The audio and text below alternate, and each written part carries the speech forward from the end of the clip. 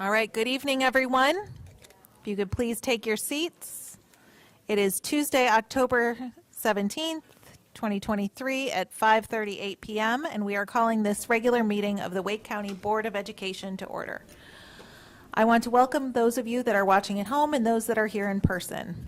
Wake County Board of Education meetings are conducted for the purpose of carrying on the official business of the school system. The public is cordially invited to attend board meetings to observe the board as it conducts its official business. Persons who willfully interrupt, disrupt, or cause disturbances at an official meeting may be directed to leave by the presiding officer. Members of the audience should show respect for the speakers by refraining from loud comments or other disruptions. Disruptions by any person or persons of a public meeting will be subject to action in accordance with General Statute 143-318.17. In speaking with our security team, we ask that all attendees take a seat and remain seated. And if you have to leave the room, please exit the building, as this is the only room that is currently open to the public at this time. And we have a quorum of all board members, as well as our board attorney and Superintendent Taylor. Round two, sir. If you will all join me in standing and reciting the Pledge of Allegiance.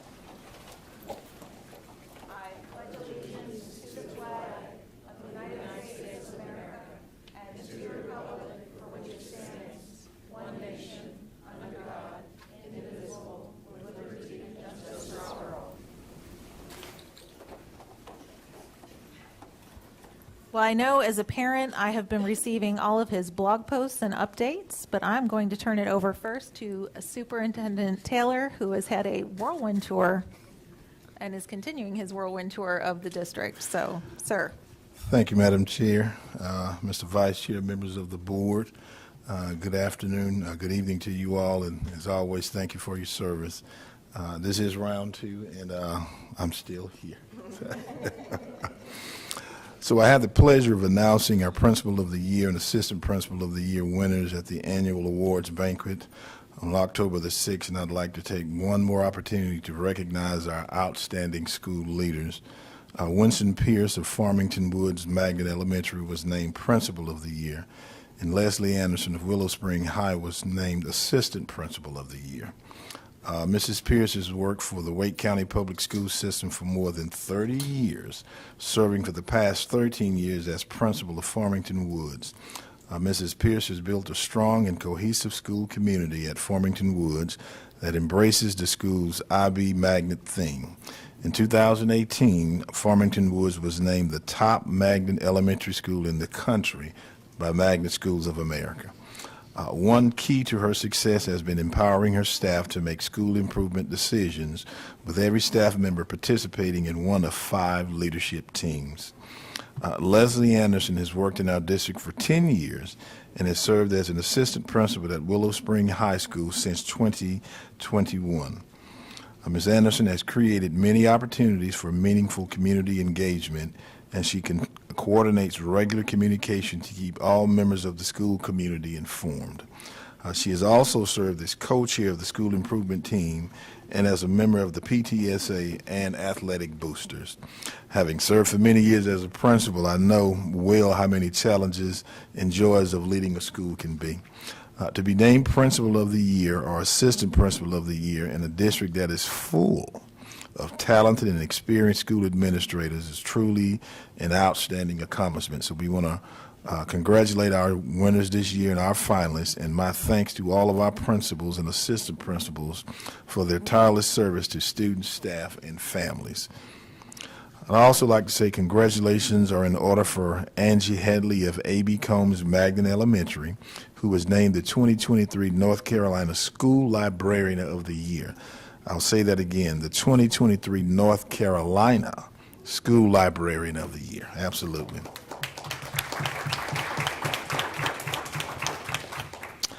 Mrs. Headley taught 10 years in Kentucky before moving to Raleigh in 2009 when she became a 5th grade teacher at Combs.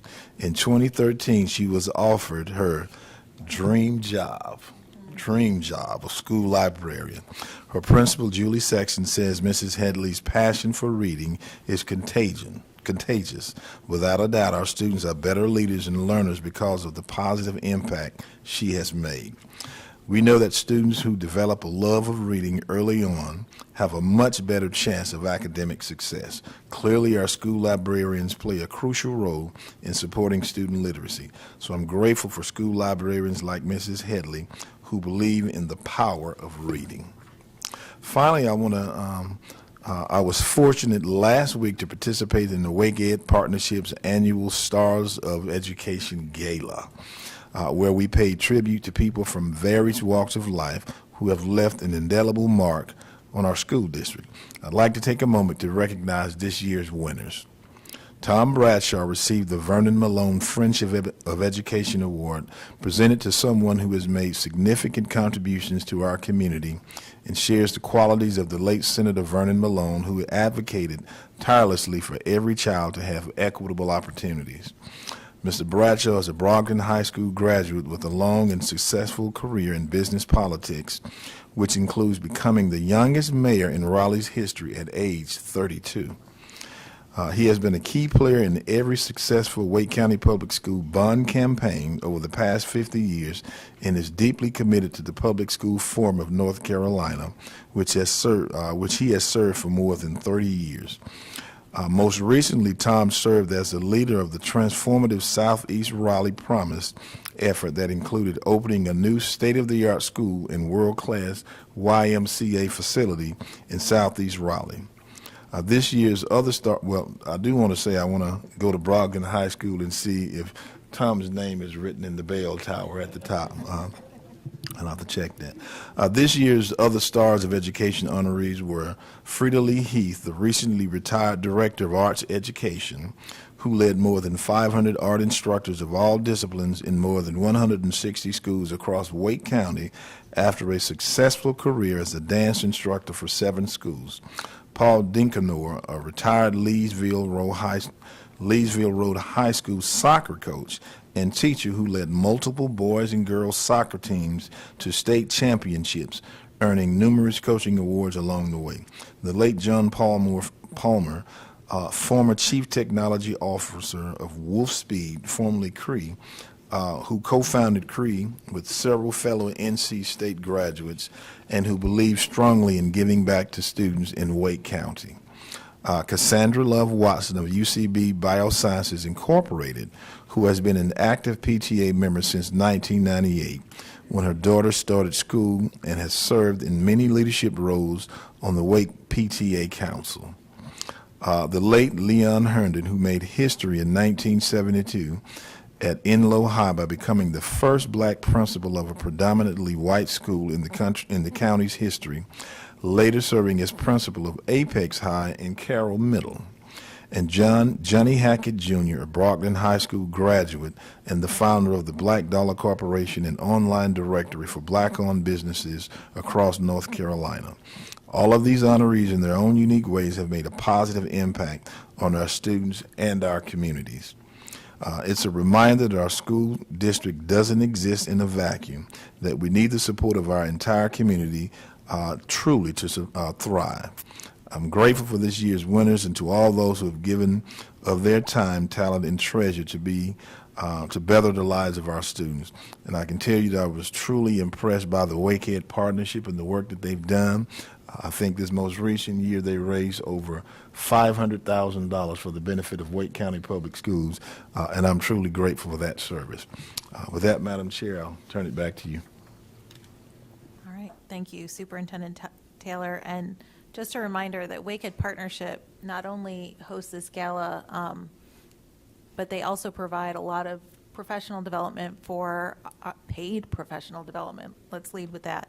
For staff members in their STEMposium, as well as opportunities for our students to connect with careers outside of the K-12 spectrum, and volunteering opportunities like Partners Read. So we have opportunities to volunteer at your schools. We have volunteering opportunities with the YMCA program for the high impact tutoring, and then Partners Read, where you go in and you read with young children and develop a rapport with them. And I believe, Ms. Johnson-Hostler, you do Partners Read and have done for a while. And Ms. Waters, too. Excellent. And then on Friday, I got to meet with the Fuquay-Varina Education Council, and it was great hearing about their upcoming plans on honoring teachers in the Fuquay-Varina area. And I want to give a shout out to our county commission.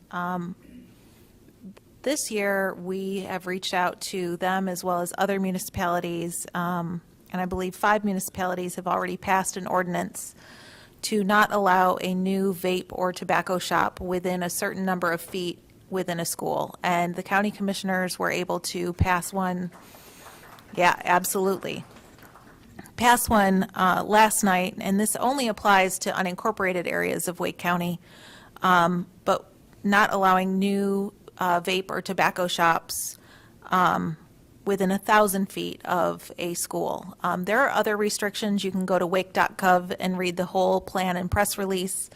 I'm really hoping, and I know other board members sitting here are really hoping that other municipalities sign on and look for ways that we can keep tobacco products, nicotine products out of the hands of our students. Unfortunately, is becoming an issue in our schools. Not just our high schools, but our middle schools as well. And so as parents, I think it's important that we educate ourselves on what these look like, because they come in all different shapes, sizes, colors, and flavors. But many thanks to our partners on the County Commission for setting a very strong standard for this ordinance. And we hope that it will help, again, an existing business that's already there will not be impacted, but future businesses will be. And so with that, I'm going to hand it over to Vice Chair Haggerty. Thank you, Chair Mahaffey. A lot of the great things we've been working on since the last meeting have been covered. Dr. Taylor and Chair Mahaffey did highlight our Stars of Education program and the wonderful accomplishments that were celebrated around the county. We even had a surprise appearance there from certain Miss Ariana DeBose. I thought that was kind of a nice surprise there in honor of Freddie Lee Heath. Dr. Taylor has been on a county-wide whirlwind tour, and it seems like last week I saw him more than I saw my own kids. He came out to our BAC meeting, got to meet a lot of the families in District 7, answered a lot of questions, stuck around a good while. We appreciate you coming out there to Barton Pond Elementary. In addition to seeing him at the Stars of Education, he also was hosting various listening sessions, community roundtables with, I guess, about 150 people per area. Yeah, and I got to step into one of those, and it was really wonderful to see everybody involved with that. And there was a lot of great feedback, a lot of great celebrations, and a lot of areas of challenges and improvement they identified too. So I thought that was just a wonderful start and a great way to introduce yourself to a lot of folks in our district. I will say, we had our work session earlier today talking about the reassignment plan. I don't know how many of you were able to tune in and watch that. Draft 2 of the reassignment plan has been released. There's a lot of things that we've been working on, a lot of feedback that we've gotten from the community that, some was addressed in the report. Other specific things weren't addressed in the report, but staff has assured us those are still under consideration, and we'll get a response back on very specific recommendations that have been made, pros and cons, feasibility, and other ideas. And we're continuing to get new ideas. I'd gotten a new idea this weekend that has come out. So we'll continue to look at that. If you do have positions on reassignment, but you haven't seen those positions reflected in Draft 2, know that Draft 2 is not the final plan. And we are still continuing to work on this. Finally, I want to wish a happy birthday. Last Friday was the birthday of new Leesville Road High School principal, Shawana Jacobs, who on her birthday not only hosted homecoming for the raucous Leesville Road High School crowd, but also chaperoned the dance until midnight on her birthday. So if you happen to see Principal Jacobs, please wish her a happy birthday and let her know how much we appreciate her dedication. It was a nice birthday gift. I don't do this often, but our alma mater played Leesville Road, and we gave them 49 points and asked nothing in return. So, thank you, Chair Mahaffey. So generous to do that on her birthday. Ms. Johnson Hustler. Thank you. I will be brief. Again, congratulations to both our Principal of the Year and our Assistant Principal of the Year, who is at Willow Spring High School. And the only other announcement I have this evening is the Whirlwind Tour will continue in District 2 on tomorrow evening for District 2 Board Advisory Council with Dr. Taylor at Willow Springs Elementary School tomorrow. That concludes my comments. Mr. Swanson. Thank you. Yes, I want to also just give my appreciation to the Wake Ed Partnership and Keith Poston and his leadership and his team for the support that they have for Wake County Public Schools and our teachers with their Tools for Schools supply drive. And in addition, I want to say that in addition to that, last week, I believe, Dr. Robinson and his staff did a very high overview, of the strategic plan for District 9 at our BAC. So great dialogue that was there, and it's really given the public an opportunity to really see that this strategic plan is not just housed here in Wake County, but this is a community effort, and it's really all of us doing this work together. So I really want to thank him for that, and looking forward to doing a part 2 to that, because there was so much information that we did not get into at that. And also, since Dr. Taylor's tours are going on, I had the pleasure of being here on Saturday when he did his focus group with the students, which was very powerful to hear student voices and to allow them to express numerous opportunities that they believe that we can level up as a district. And so looking forward to achieving some of those great things, and just looking at how talented our students are, and hoping that we can recruit some future teachers, future leaders of the district to really take part of this work. And lastly, this week is college application week. So seniors that are looking forward to taking that next journey, this week certain universities in North Carolina are waiving their college application, so please take advantage of that. And yes, looking forward to seeing the great things our students are going to achieve and hopefully getting to their dream colleges. And that will conclude my remarks for the day. Ms. Caulfield? Thank you. A couple of things. October is National Bullying Prevention Month, and bullying comes in all shapes and sizes and forms. It's very serious. An individual who's trying to overpower, intimidate, or take over someone's ability to have peace and respect should not be tolerated anywhere in our society. Whether it's intimidation, abuse, violence, mental avenues, bullying is an intent to overpower, silence, or suppress someone that is and it's unacceptable and shouldn't be tolerated at any level. And with it comes responsibility of self-control and a level of respect. On the flip side, it could also be countered with kindness, shown by another person to step in and either spread awareness or shut down any of the types of bullying or overpowering. See something, say something is something we often hear in our schools, and it could also mean to help or protect your fellow student or staff member. We see this in politics, in boardrooms, in classrooms, in and out of the classrooms, and on buses. I hope we continue to share awareness, and we can bring a bullying policy to the table to be a little bit more specific about our clear expectations and consequences of bullying, and that it won't be tolerated, along with resources for our staff and students if they experience any of these situations. If you or someone you know is struggling, please speak up and reach out, and please reach out for help or reach out to those who you see struggling. It could make a world of difference.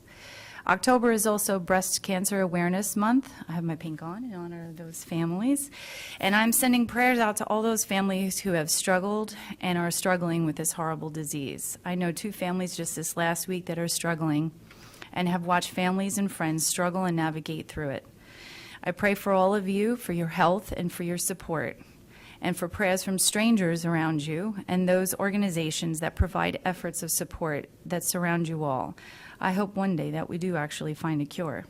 This past Friday at Heritage High School, everybody had their pink on to honor those families and friends at their varsity football game. The entire student section stood cheering with, incredible excitement, all dressed in their pink, decked to the nine, reminding me once again that together we are really a force to honor the battles of these families, and even more excited that they filled the entire stadium and then ran out onto the field after their first ever victory against Wake Forest High School Cougars. It was a very exciting game, and both teams played super hard, but I'm going to have to give a shout out to Heritage Huskies. This is also, October is also a cybersecurity awareness month, and it's really important for us to protect our youth when it comes to internet security. We're surrounded by technology, devices, and apps, and this comes with great responsibility to every parent to take note of what their child does and learns on the internet. This is also seen on the Alicia Project that I've mentioned before, where she teaches children and students all over the United States about internet safety. I hope one day to see her here in our schools teaching about safety along with many other tools and resources with our children. I believe knowledge is power, and we give the power to our children to use these devices. We also have to be aware of not only our knowledge, but theirs. Please log into the Alicia Project to learn some more about that. This past week, we had our, District 1 had our first Board Advisory Committee, and we broke out into 2 breakout sessions where we did positive reflections, and they gave a lot of feedback. We broke into elementary tables to our middle school tables and high school tables. We got to see what families and schools are experiencing in their schools and what is working well. And they also gave us what are some of their challenges. We're going to actually log that in the comments, and they're going to provide that back to the families so that they could all learn from that. Everybody was really excited about being able to engage with other schools and learning. And then I went to Dr. Taylor's round table, where we did that on a much larger scale after that. And it was a great opportunity to hear from all our community members. And at each table, they had a parent, a principal, they had a counselor, they had a special teacher, a regular teacher. And it was just really good to hear all the feedback from everybody. And I think everybody was very engaged. And one of the comments from a parent when they stood up to share was that she was so touched, and she actually was a little bit emotional, how much everybody really cared and how much everybody was coming together, how many people were there to share and are concerned for our children. So it's great to see that community feedback, and I hope we see a lot more of that. I look forward to getting the feedback from everybody once we're done with the work that Dr. Taylor is doing. And a reminder that this Saturday, Wake Forest is having a mental awareness day at the Renaissance Center from 1 to 4. They'll have several vendors there, and Wake Forest community will, Wake County community, school system will also have a table there, and they will be there to help any families and provide some resources. So hopefully you'll be able to attend that as well. And that's it. Ms. Waters? Thank you, Chairman Haffey. I join in the congratulations to Principal of the Year Winston Pierce and AP of the Year Leslie Anderson. The impact of their work is going to be felt for generations to come. And we certainly have experienced a lot of joys in the last week, as have been shared, Wakehead Partnership, and also an opportunity to celebrate the incredible work of volunteers who support our CTE programs. And so glad to be able to participate in those great events. I also want to take a moment to talk about a somber time of reflection that happened recently in our community. Last Friday marked 1 year since the mass shooting in Hedingham, a beloved neighborhood in District 4 where 5 people sadly lost their lives. We probably all remember where we were when we heard this tragic news, but sadly there has been no legislative changes to address these horrors that have become too familiar across our country. So it is important that we continue to talk about protecting our communities from tragedies like this, especially as we reflect on the fact that firearms are now the leading cause of death among children in the United States.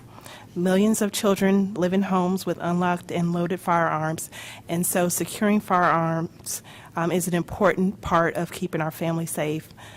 Please visit bsmart.org for more information on safe storage.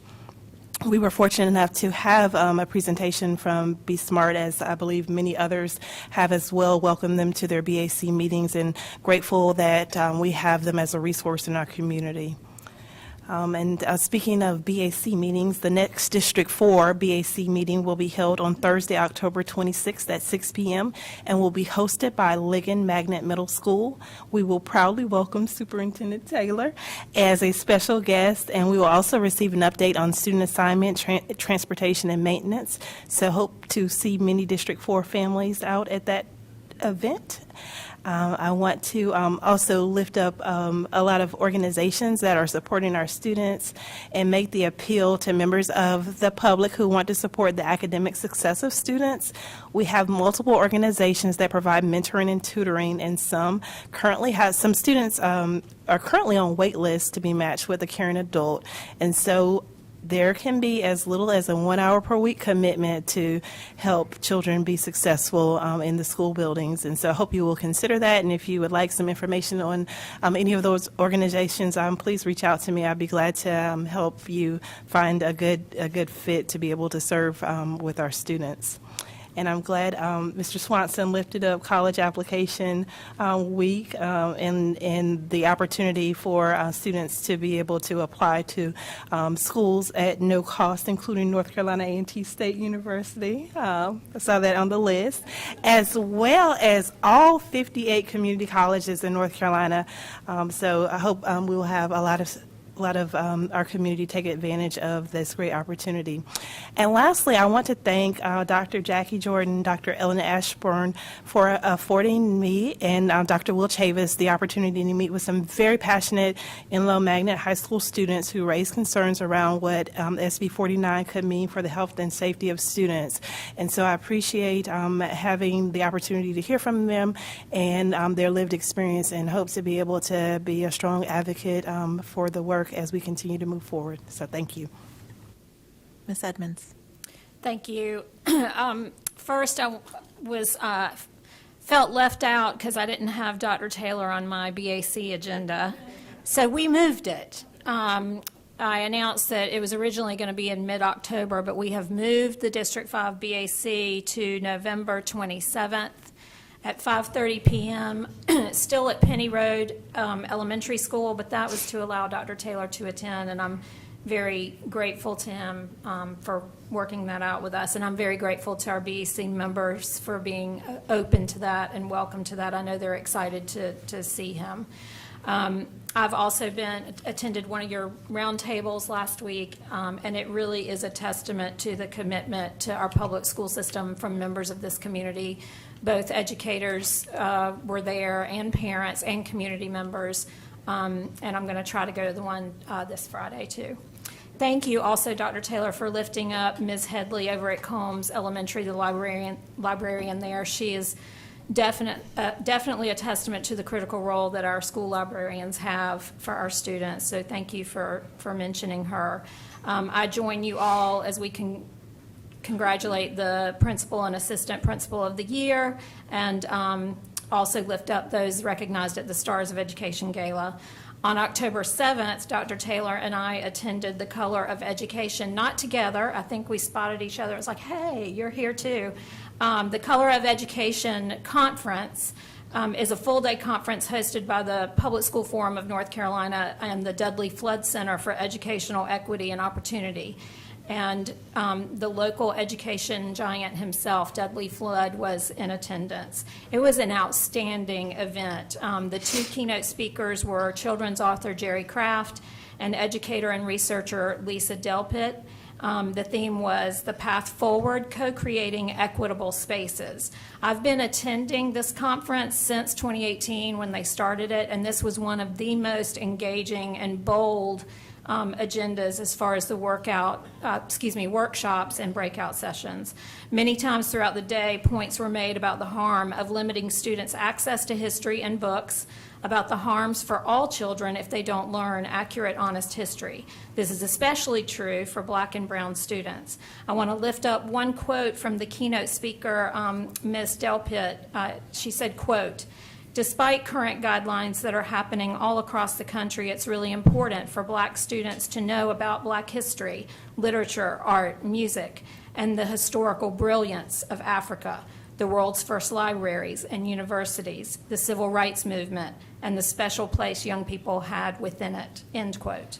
I know that our educators believe this in Wake County Public Schools, and I'm grateful for them and everyone in leadership here committed to this work.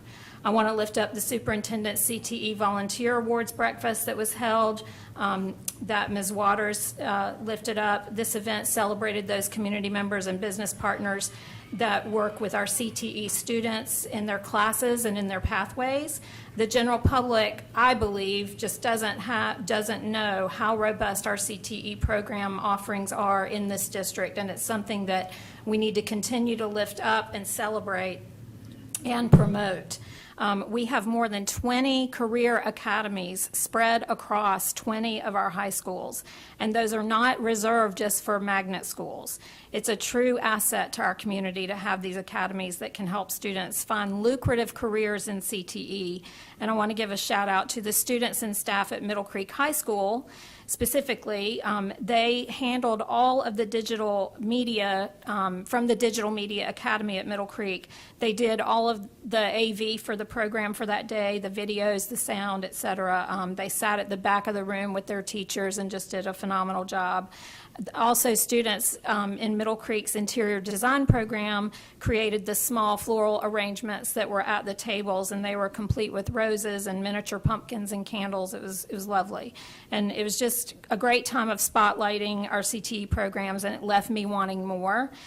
You've heard me talk a lot about Vernon Malone College Career Academy because it's in District 5, but there's so much more available across the district, and I invite families to explore our CTE options on our website or reach out to any of us, and we will try to get you the information that you're looking for. And the last comment I have is I want to congratulate former Superintendent Kathy Moore on her appointment to the State Board of Education. I am thrilled that she's there. She will be a huge asset to the state of North Carolina serving in that way. Thank you. Dr. Ng?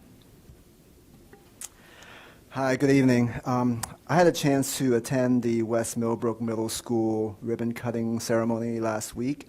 A real big thank you to Principal Amen for spearheading the effort over the years to get the children a beautiful new building for the children of North Raleigh. Also in attendance was Ms. Roxy Cash, who was also instrumental in advocating for building this school.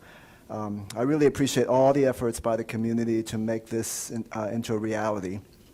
I'm also looking forward to the groundbreaking ceremony for Rex Road Elementary School that will be happening tomorrow. While it's important to celebrate the shiny new school, it's always a great event to celebrate that. But this highlights the need for the community to continue to advocate for our aging schools that need a lot more TLC. Please note that, in the midst of a recession, the continued growth of our county and competing priorities for building needs, we need to be wise in how we use our resources. Not all of our aging schools will be in a position to have a new building, but I am hopeful that in the coming years there will be more of a focus of resources to the existing schools. So I hope that more of the capital improvement dollars will go to more schools that are in need in the years to come.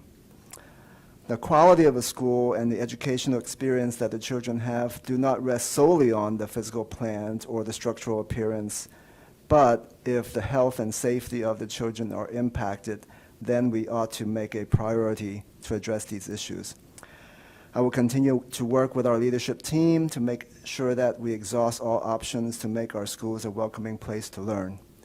And one last thing was, bringing up the vaping issue, and I'm really glad to hear the momentum is building.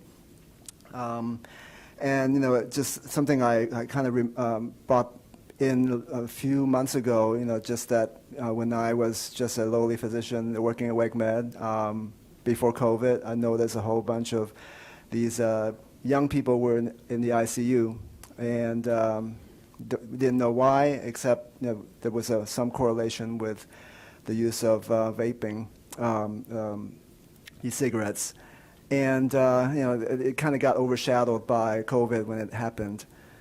And now, in the literature, there's actually a name to it. It's called e-valley, e-cigarette or vaping products associated lung injury. And so it's a serious thing. It's important for us as adults and as parents to counsel our children about what they're putting into their bodies, and also set an example too, so that they know that the body is important. The body is a temple of God, and it's important to do the right thing for our bodies, and then setting an example for them. And just as much as putting the right things in your body, but it's also important to put the right things in your mind. So again, as parents, you guys ought to be the ones to be able to counsel and help the kids to know what is right and what is wrong, and what kind of material should be going into the mind. So that's all I have to say. Thank you. Mr. Hershey? Thank you. I was joking when I said I had no comments earlier. I'll just be It's very okay, it brief. happens to all of us. Well, I really want to see my name come up on the TV, so wait, there we go. All right, very quickly, the early college application period is open now, along with our magnet applications. The next magnet parent information session is October 19th. It's a virtual one. There are some in-person ones. The next one is November 2nd. I got very loud. And I have to bring this up since almost all of my schools are either magnet or application schools. But the early college application period is 2 months. It started yesterday. It goes till, I believe, December 14th. And the college or the magnet school goes to, started yesterday, I think it goes till January 25th or so. But now is the time, so please check out our schools. And if you have any questions, don't hesitate to email me or anyone on the board or any of our great staff. And that is it. Thank you, Madam Chair. And unlike colleges, the applications aren't just free for 1 week. They're free the whole entire time, and there's no tuition. All right. We now will take a motion to approve the meeting agenda. Chair Mahaffey, I move adoption of the agenda. Second. All right, we have a motion and a second. All those in favor, please say aye. Any opposed, nay? All right, we now move on to public comment. We do have quite a few people speaking tonight and a very robust agenda. So we are going to, I'm saying this up front, after 30 minutes, we're going to pause public comment, go back to the board meeting, and then we will come back to public comment. Again, if you are unable to stay, we fully understand. You are welcome to email us so that your comments get put into public record and we're able to read what we may have missed because of that time. I would like you to pay attention as we have changed some of the things that we wanted to highlight. Or if you're listening at the doctor's office, your menu's options may have changed. Speakers commenting on items on tonight's agenda will be heard before speakers commenting on other topics. All other speakers will be heard in order of sign up. Only the person speaking at the podium will be allowed to stand. We ask that everyone else remain at their seat. Again, all attendees that are not speaking are to remain seated.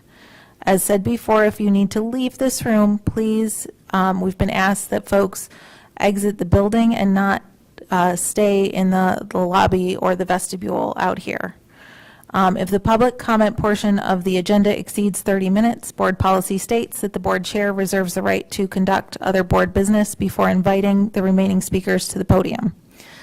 Members of the public are welcome to offer comments or criticism directed at substantive ideas, actions, or procedures of the board and individual board members. The laws and policies of North Carolina provide that issues or concerns involving individual personnel and individual student matters are confidential and therefore not appropriate for public comment settings. Those offering comments to the board, including students, may discuss issues and matters of general concern. Concerns related to personnel issues or other student matters may be addressed through applicable WCPSS personnel the grievance policy, or other applicable policies. In the interest of maintaining civility and decorum, speakers are encouraged to address their comments to the Board of Education and to refrain from personal attacks and insults directed at the board, individual board members, staff members, or members of the general public. Please remain at the podium during your speaking time. Any materials you wish to share with the board should be handed to the board attorney, Mr. Malone, right over here, either before or after your comments. During public comment, you may speak for up to 3 minutes. Please note that the microphones are adjustable. When you begin, the green light at the podium will illuminate, showing that your 3 minutes has begun. A yellow light will light up along with an audible tone when there are 30 seconds remaining in your time. When your speaking time is up, you will see a red light and hear another audible tone. And when your time is up, the next speaker will be called to the podium. Speakers are asked to respect the time limit and speak for no more than 3 minutes. You may choose to speak for less time.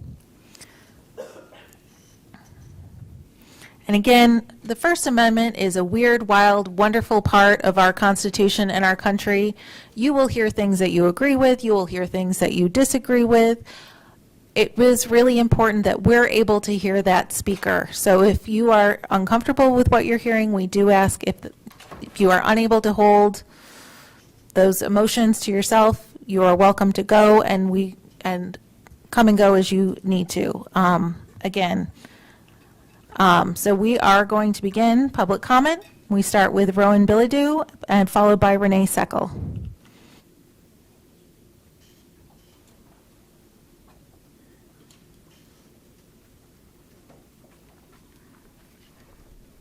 I didn't think I was going to be first. Okay. Good evening, board members. I'm here to talk to you about fear. It is spooky season, after all. A lot of things that are happening right now are rooted in fear. People fight against things they don't like because they don't understand and or because they are afraid of change. People want to censor things they disagree with because they are afraid of people learning about things that they think are wrong. Change is not something we should fear. Differences are not something we should fear. I personally don't like pie. I think it's gross. But I don't think pie should be taken off shelves in grocery stores, and I think if someone likes pie more than cake, there's no issue. I also shouldn't go to hold rallies and protests about how pie is weird and disgusting because people are allowed to like pie.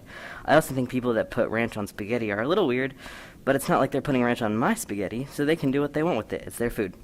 Now I'm hungry. Anyways, my point is that each individual person has their own opinions, thoughts, and feelings. Everyone has their own experiences and lives. People should not be afraid of everyone being different. I, for one, would be afraid if everyone was the same.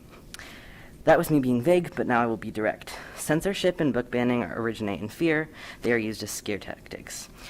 To say that we need to censor things because people are committing suicide or breaking laws or turning gay is a way to make people scared. To say that a book about gay worms leads to child mutilation is something that is said to make people afraid. I'd also like to add that correlation does not equal causation. We need to rely on scientifically collected data to find correlations. For example, I could say that the prevalence of hybrid and electric vehicle cars skyrocketed during the same time we saw an increase in negative mental health outcomes in children. Therefore, electric cars cause depression and suicidal thoughts. But are you afraid of electric cars? We should fear inequality, discrimination, hate, prejudice, oppression, etc. But people want us to fear inclusion, love, acceptance, autonomy, free will, freedom, and liberty, which, by the way, is the state of being free within society from oppressive restrictions imposed by authority on one way of life. So why is liberty being used as a guise for oppression when that's the opposite of liberty? Our next speaker is Renee Seckel, followed by Susan Book.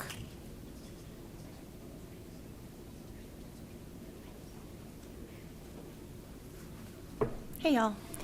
I want to start tonight by saying that I really, truly appreciate, with regard to the policies that you guys are considering tonight, enacting, or forgive me as I remember how to speak again, enacting S49. I very much appreciate the sober and cautious tack that our staff and presumably legal counsel have been taking with those policies, staying within the four corners of the law and not trying to interpret what they think that the legislature might have meant or to go broader than the law. I truly appreciate it and applaud all of you for your restraint. Now, with that said, it was suggested a couple of weeks ago that the mere presence of books in a home could turn children into characters in those books or impart aspects of those characters. And, at the time I was not only annoyed, but kind of confused. But, I went home and I did some soul searching, and I started looking at the books on my shelves, and I started thinking of, oh my goodness, what if they're right? What if this is true? And then I started thinking of all the books that have to go. I mean, Anne's a teacher, and look, I'd love it if one of my kids became a teacher. That would be amazing. But she lives in rural Canada, and God, the commute. So Anne's got to go. Let's see. Oh, this one's better. What's her name? Harriet Vane. She's a graduate of Oxford. If I could make my kid into a graduate of Oxford without going through the whole expensive college admissions process, yay, 100%. Love that. But on the other hand, she'd have to live in England in like the early 1920s, so Harriet's got to go. Princess Leia. Now, she's amazing, right? But if the commute to PEI is bad, I don't even want to know how much it costs to get my kid to a galaxy far, far away, so I guess Star Wars is gone. And then it occurred to me, oh no, what happens? I've been thinking all these times that my kid would turn into the main character in the book. And so that would be super swell. Anne Elliot is an amazing character. But what if she turned into Mary? Or God, Elizabeth? So I guess that one's got to go. But all is not lost, because this little book here, God, I read this decades ago. It's been hanging out on my bookshelves. It's about a group of women who got together and started an investment club, and they became bajillionaires. So I think this is it. I think this is the one. Do I have to buy a couple more copies, do you think, to get my kids to turn into these characters? Just wondering. Susan Book is our next speaker, followed by Nathaniel Dibble.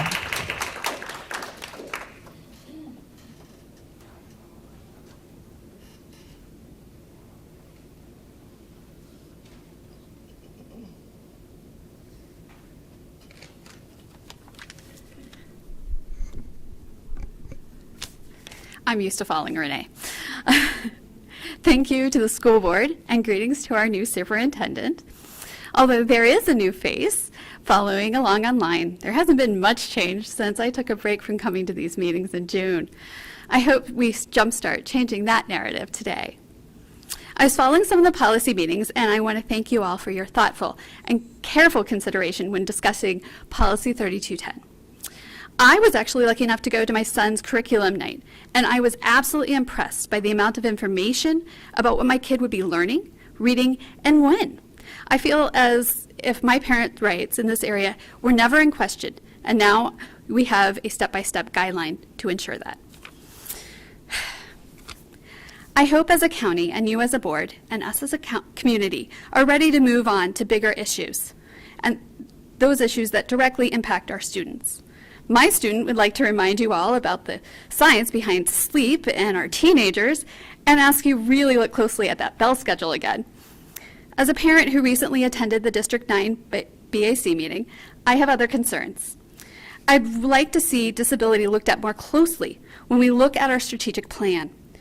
It's a very ambitious plan, and in some ways, especially if one listened to the Finance Committee meeting today, I'd like to challenge our board. I'd like to challenge our board and all of our policies at the top to include diverse individuals who have disabilities and neurodiversity. I'd like to highlight their uniqueness. We need to make sure that we aren't creating a neurotypical mold and setting too many goals for our neurodiverse students to fit that mold. We should know by now that that doesn't work and adds to trauma and eventually behavior discipline issues that traumatize both students and teachers. I instead ask that we think about big ideas, that our mold expands to include all that we know about neurodiversity and disability, and how neurodiversity is intersectional. That leaders in education here really understand what communication looks like every day for our neurodiverse kids, and how that impacts how they begin to collaborate. When we take a strength-based approach at the top of planning, as well as at the individual school level, we create a better school life for our neurodiverse and disability kids. And as a parent and an advocate, I hope that we begin to tackle the big ideas together. Thank you. Our next speaker is Nathaniel Dibble, followed by Daniel Grant King.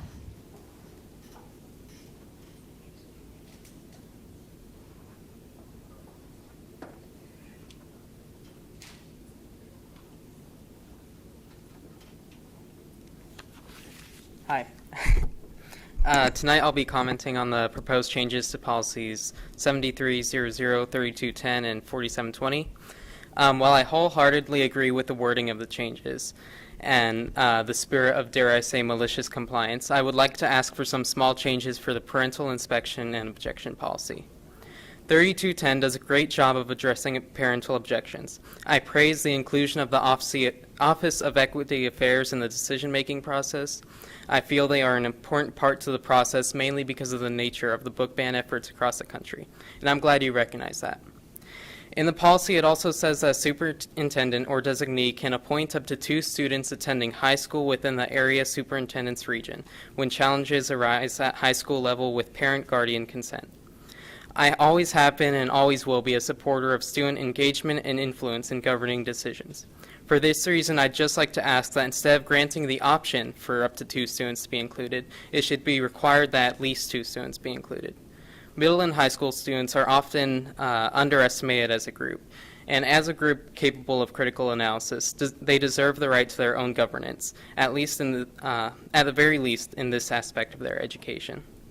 Not only that, but the books that they have access to are directly connected with the development of a student's free speech.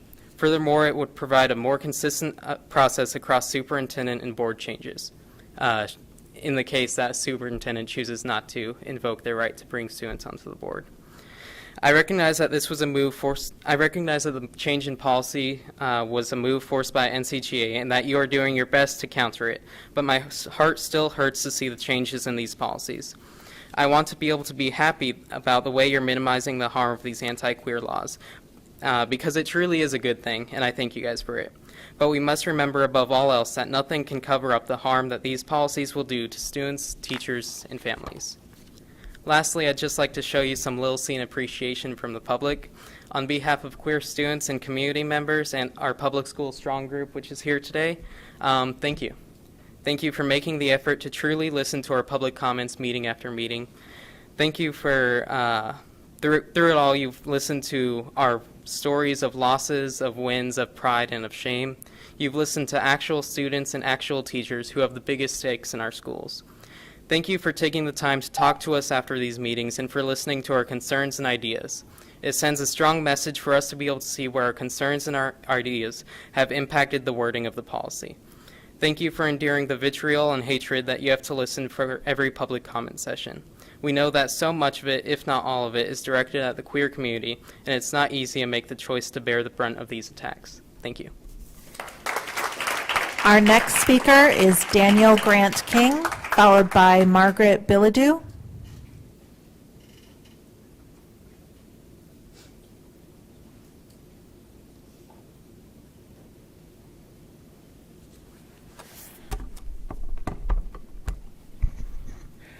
All right.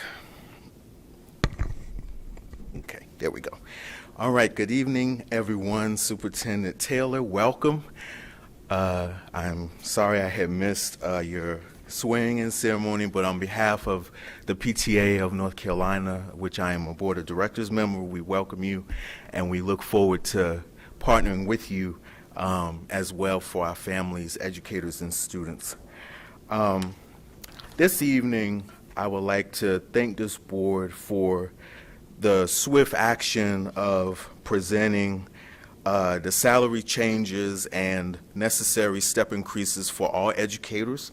I know that our state failed us once again with a late budget, but through it all, Wake County has always gave due diligence and swift action, and I look forward for that discussion and approval this evening to continue.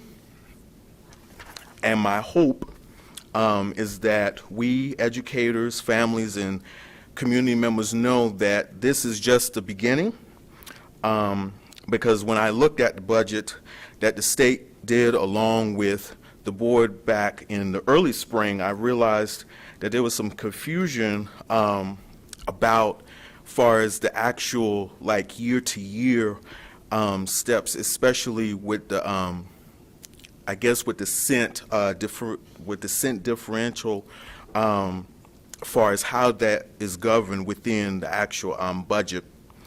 Also, I would like to continue to thank Equity Affairs for their work as they continue to make our schools safer regarding trans students in our LGBTQ plus community. And I spoke with their office about some concerns that I've had, and it was a very pleasant conversation, and I look forward to continuing to work with them as well. I highly encourage and urge the board, when it comes to the next budget cycle, to please continue advocating to state legislatures and holding them accountable, because they are obligated under the state constitution to provide fully funded public schools. We are seeing left and right, once again, teachers resigning, vacancies are going unfilled, but yet we know the reason why. Reason why is because state doesn't care, obviously, about the work and the compensation piece that goes along with it to provide for their families. So again, thank you to the board, and I look forward to the swift action on this evening. Thank you. Our next speaker is Margaret Bilodeau, followed by Sana Hadley.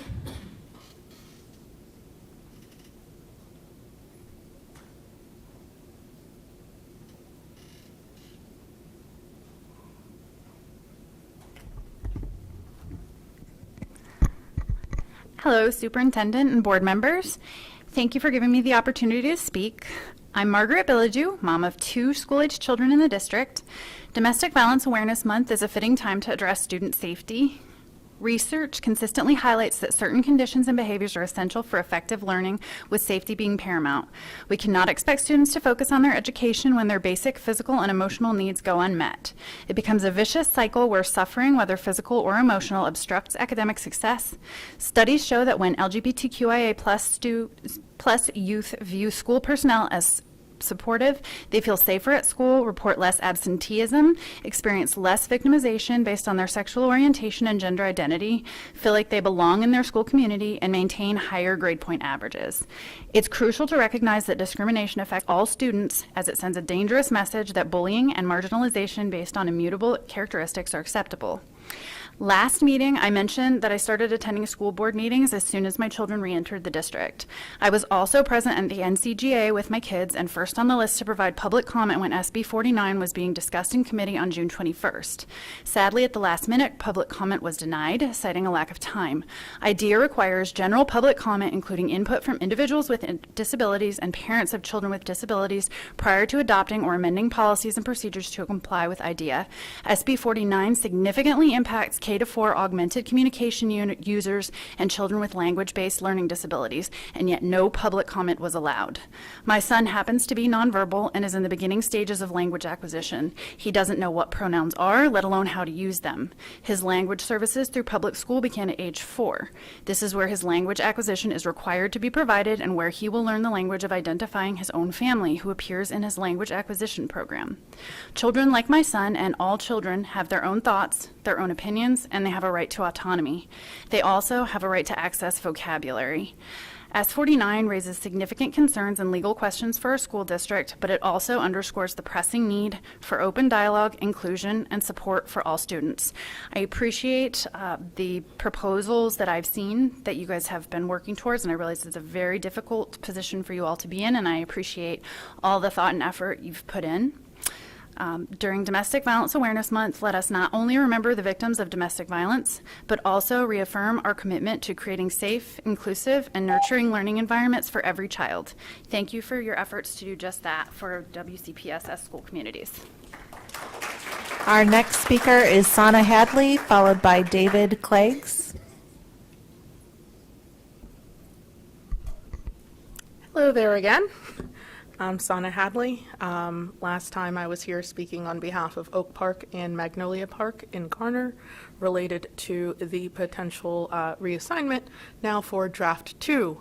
I was at the school volunteering at the book fair when I got a whole bunch of pings all of a sudden when Draft 2 was released, so I have read it. And we have seen, unfortunately, that there were no changes for Oak Park and Magnolia Park for Draft 2 of the proposal. So I got to thinking, we have a lot covered, and, we all attended the virtual sessions and saw that a good amount of families are being accommodated with the stability transfers.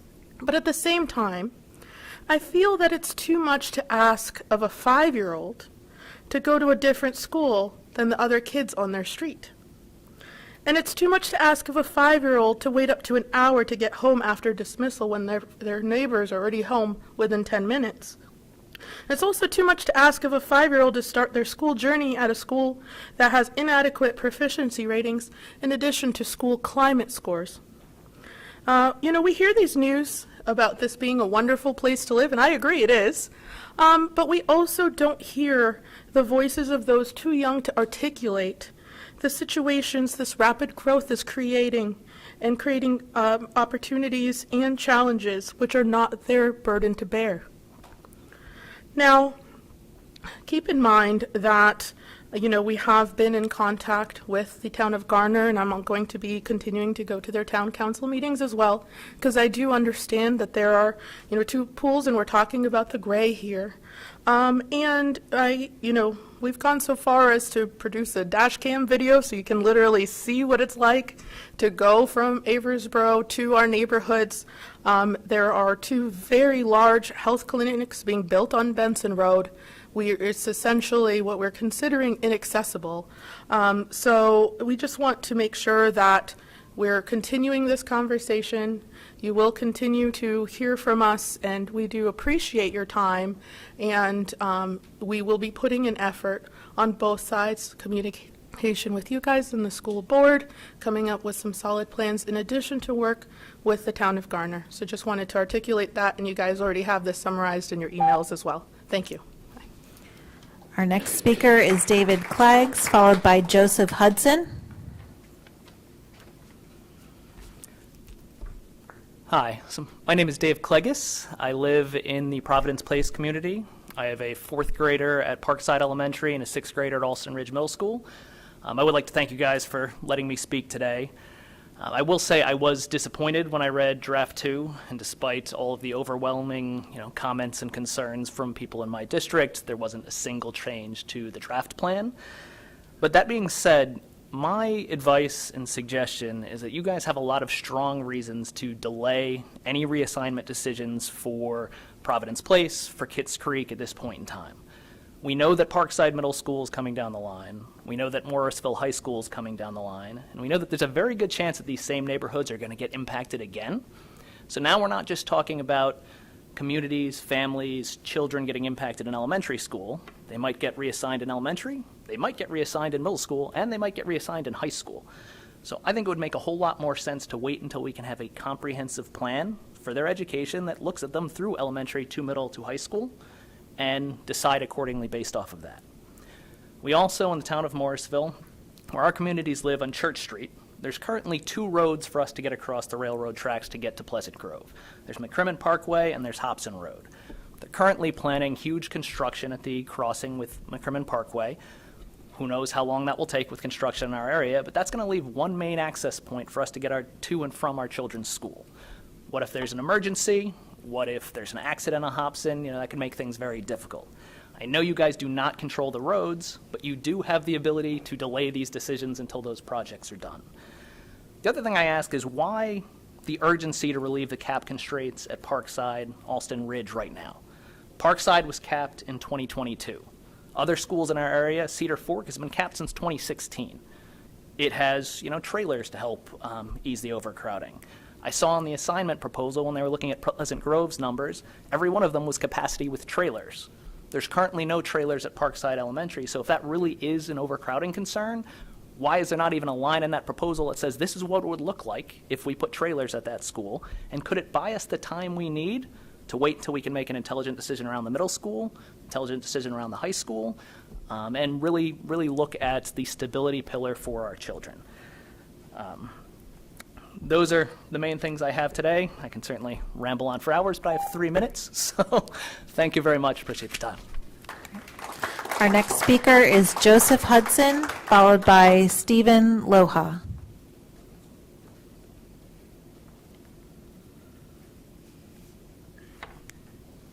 Good evening.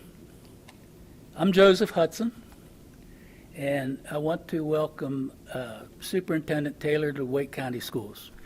It's been a couple weeks, but welcome. I understand you're doing a great job getting around the schools and getting input, soliciting input from all the different schools, different stakeholders, and including me tonight. Okay. A school system, am I coming through loud and clear? Okay. A school system should do what is right, good, and supportive for students. A school system should do what is right, good, and supportive for students. That's obvious, right? Let me go on. A school system should educate. A school system should not indoctrinate. Educate our students, please. Teach them subject matter, reading, writing, math, science, and so on, art, music. Prepare students to face the world and achieve success in life. Prepare students to face the world and achieve success in life. This is right, good, and supportive for students and the proper role of the school system. Wake schools are doing a so-so job on this at best, on the education part, with lots of room for improvement. Now, addressing indoctrination. Indoctrination means taking advantage of the developing minds of children.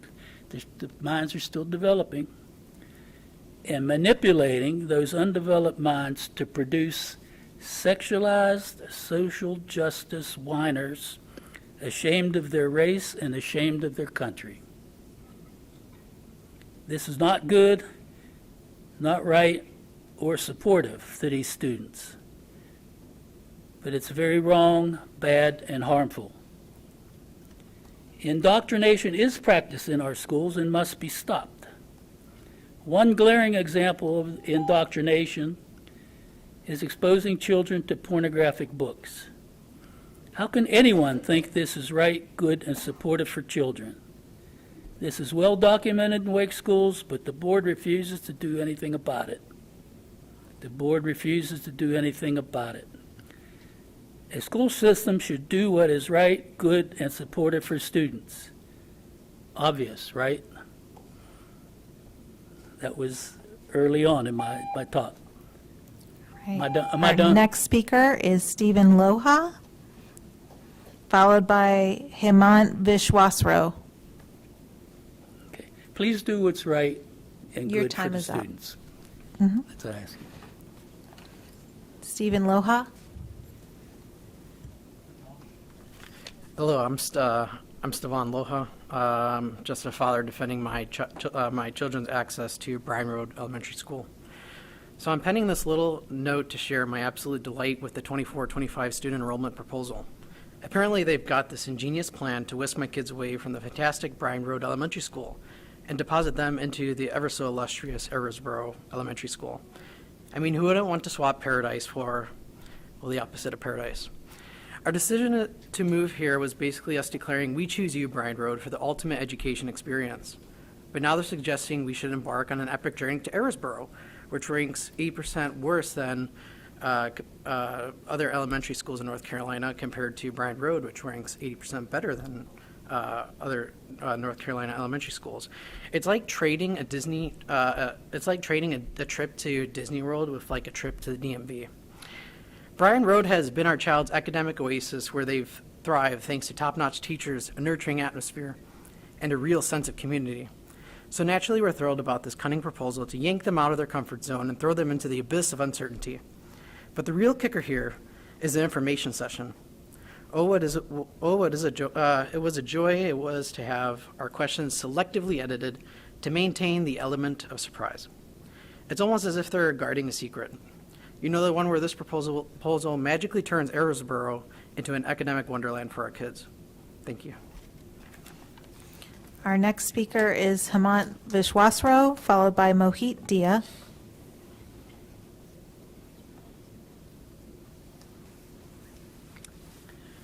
Good evening, everyone, and welcome. And sorry, Dr. Taylor, you are being welcomed by some disappointed parents yet again. I would want to first say thank you to Mr. Hegarty.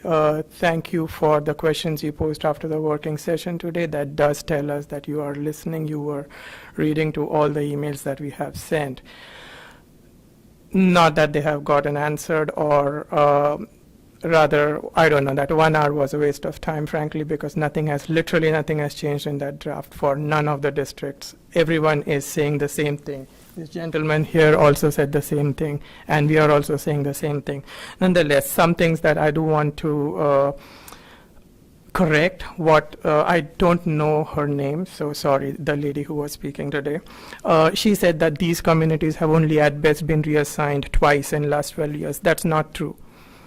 2009 was the first reassignment that happened. After that, 2012, again, they started reassigning bunches of kids.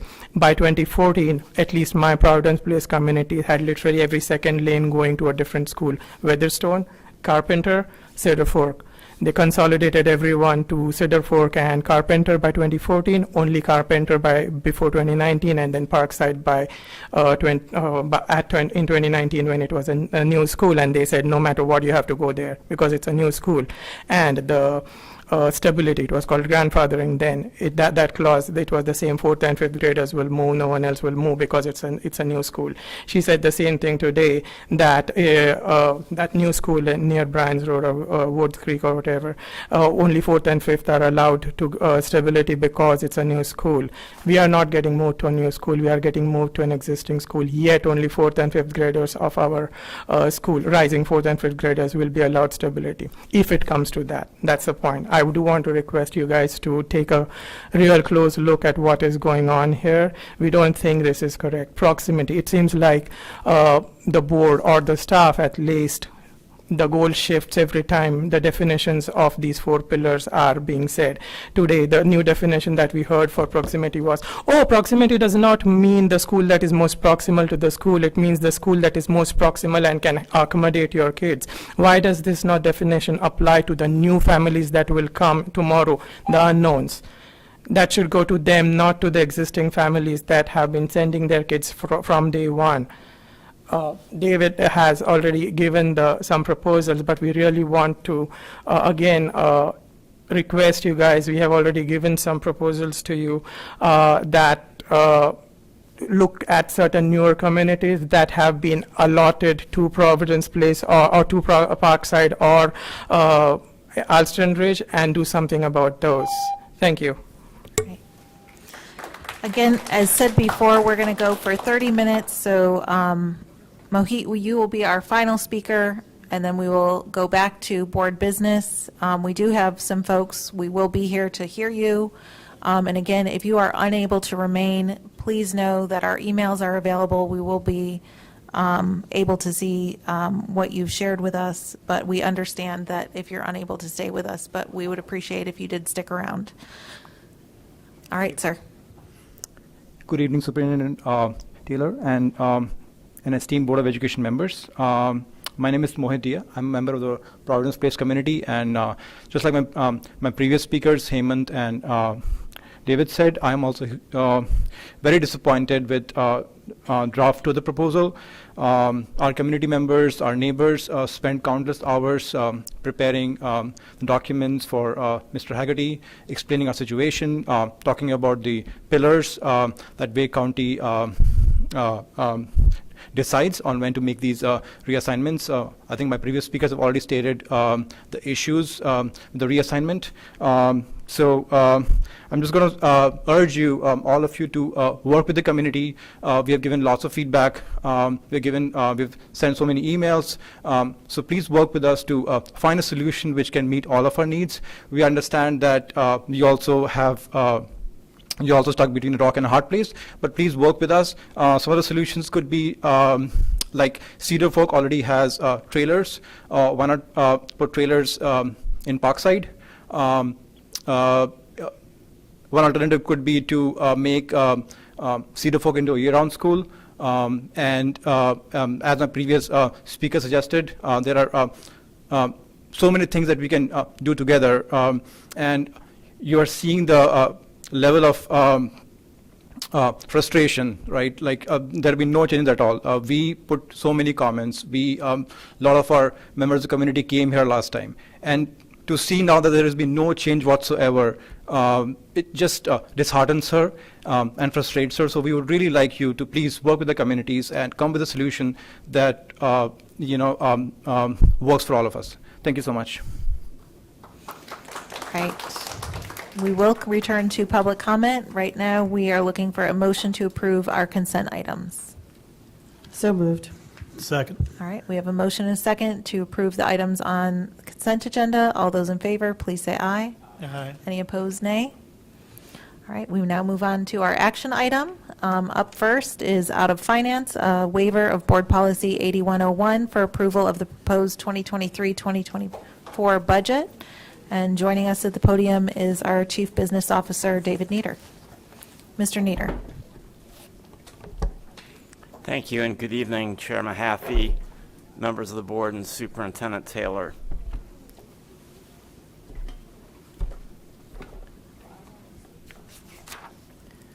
The board's proposed budget includes using $25.2 million of available fund balance to balance the overall 2023-2024 operating budget. Further recommendations to balance the final operating budget for 2023-2024 made to you during your Finance Committee meeting today increased the amount of fund balance used to balance the budget by $3.88 million to a total of $29.1 million of fund balance overall. The $29.1 million investment in fund balance in the proposed budget with the reconciliation amount added is more than the threshold allowed in Board Policy 8101. Policy 8101 directs that the board will use no more than 50% of its unassigned fund balance to balance a future year's budget, and the unassigned fund balance as of June 30, 2022 was $46.5 million. The investment of $29.1 million in fund balance represents a 62.5% investment of the June 30 balance. As a result, staff is requesting the board waive Policy 8101 so the board can move forward in considering approval of the board's proposed 2023-2024 budget, including budget reconciliation recommendations.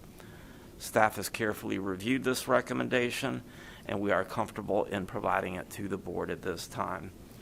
Waivers to this policy have been made in the past for similar reasons, and I now ask the board's consideration approval of waiver of this component of the board policy.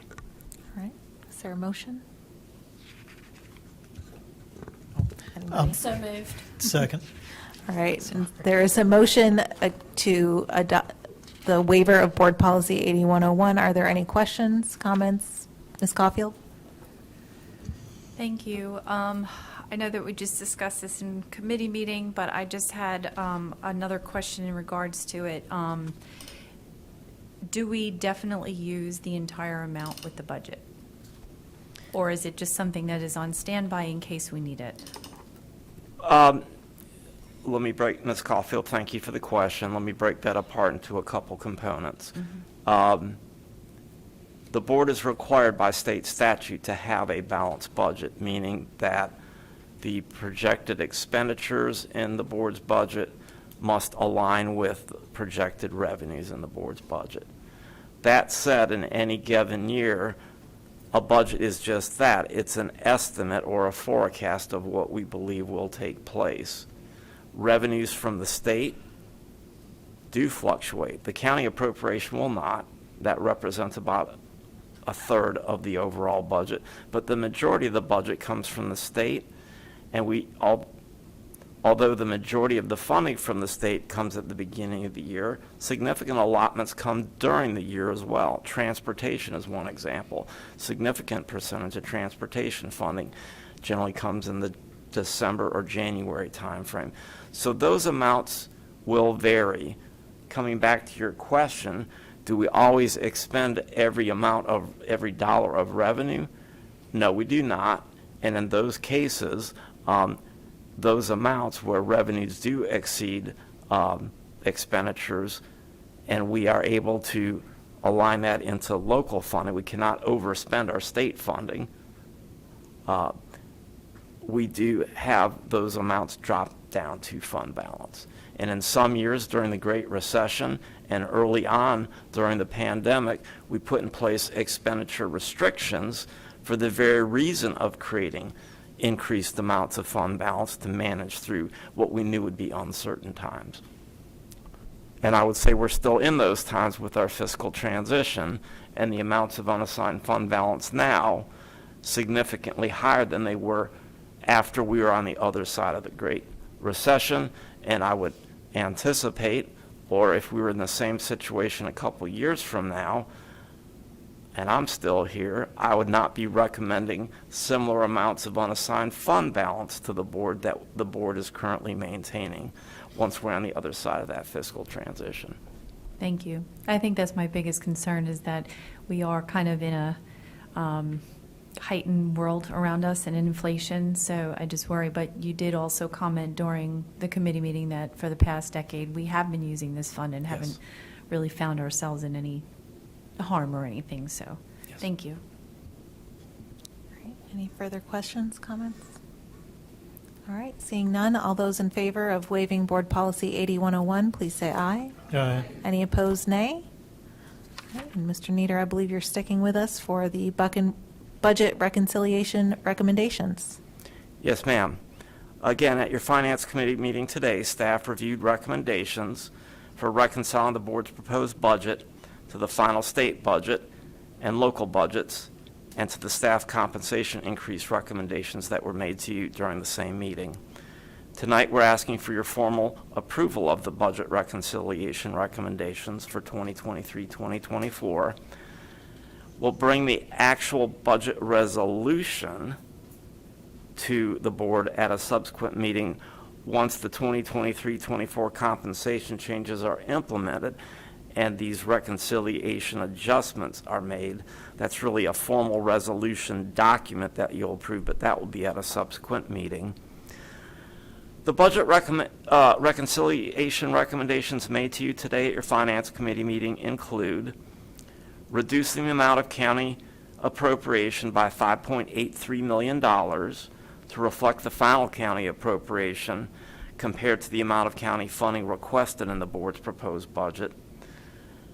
Also included in the reconciliation adjustments are revenue adjustments increasing net revenues by $4.08 million, increasing compensation costs to cover the costs of increasing the local salary supplement for our certified staff to 5.5% as compared to the 4.5% included in the proposed budget, moving the occupational and physical therapists to a salary schedule matching our speech language pathologists, increasing the daily rate for substitute teachers to align with increasing teacher pay, changes in estimates to the salary costs based upon final state legislation, and covering a portion of the additional 2% increase legislated by the state for bus drivers above and beyond base non-certified increases using local funding.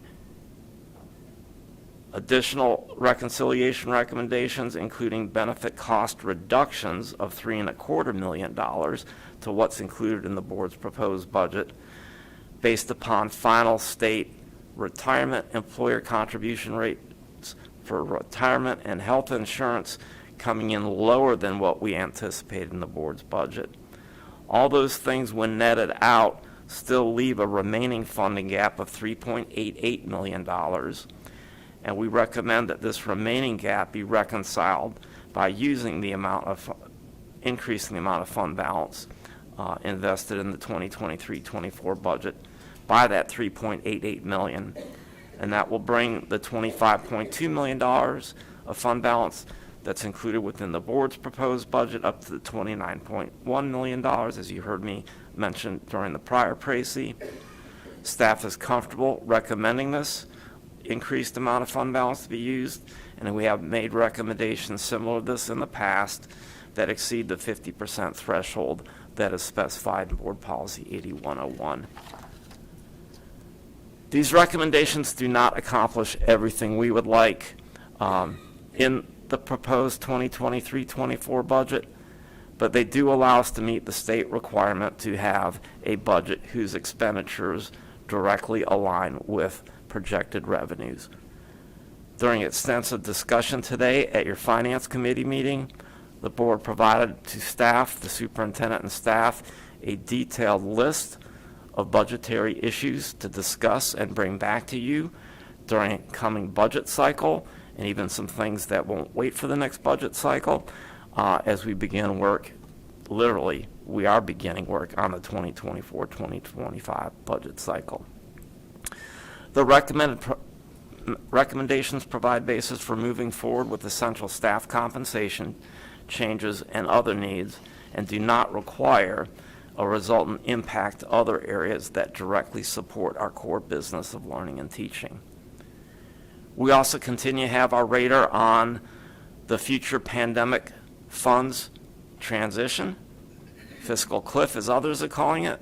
We would like to think we're proactively managing it and look at it as a managed transition.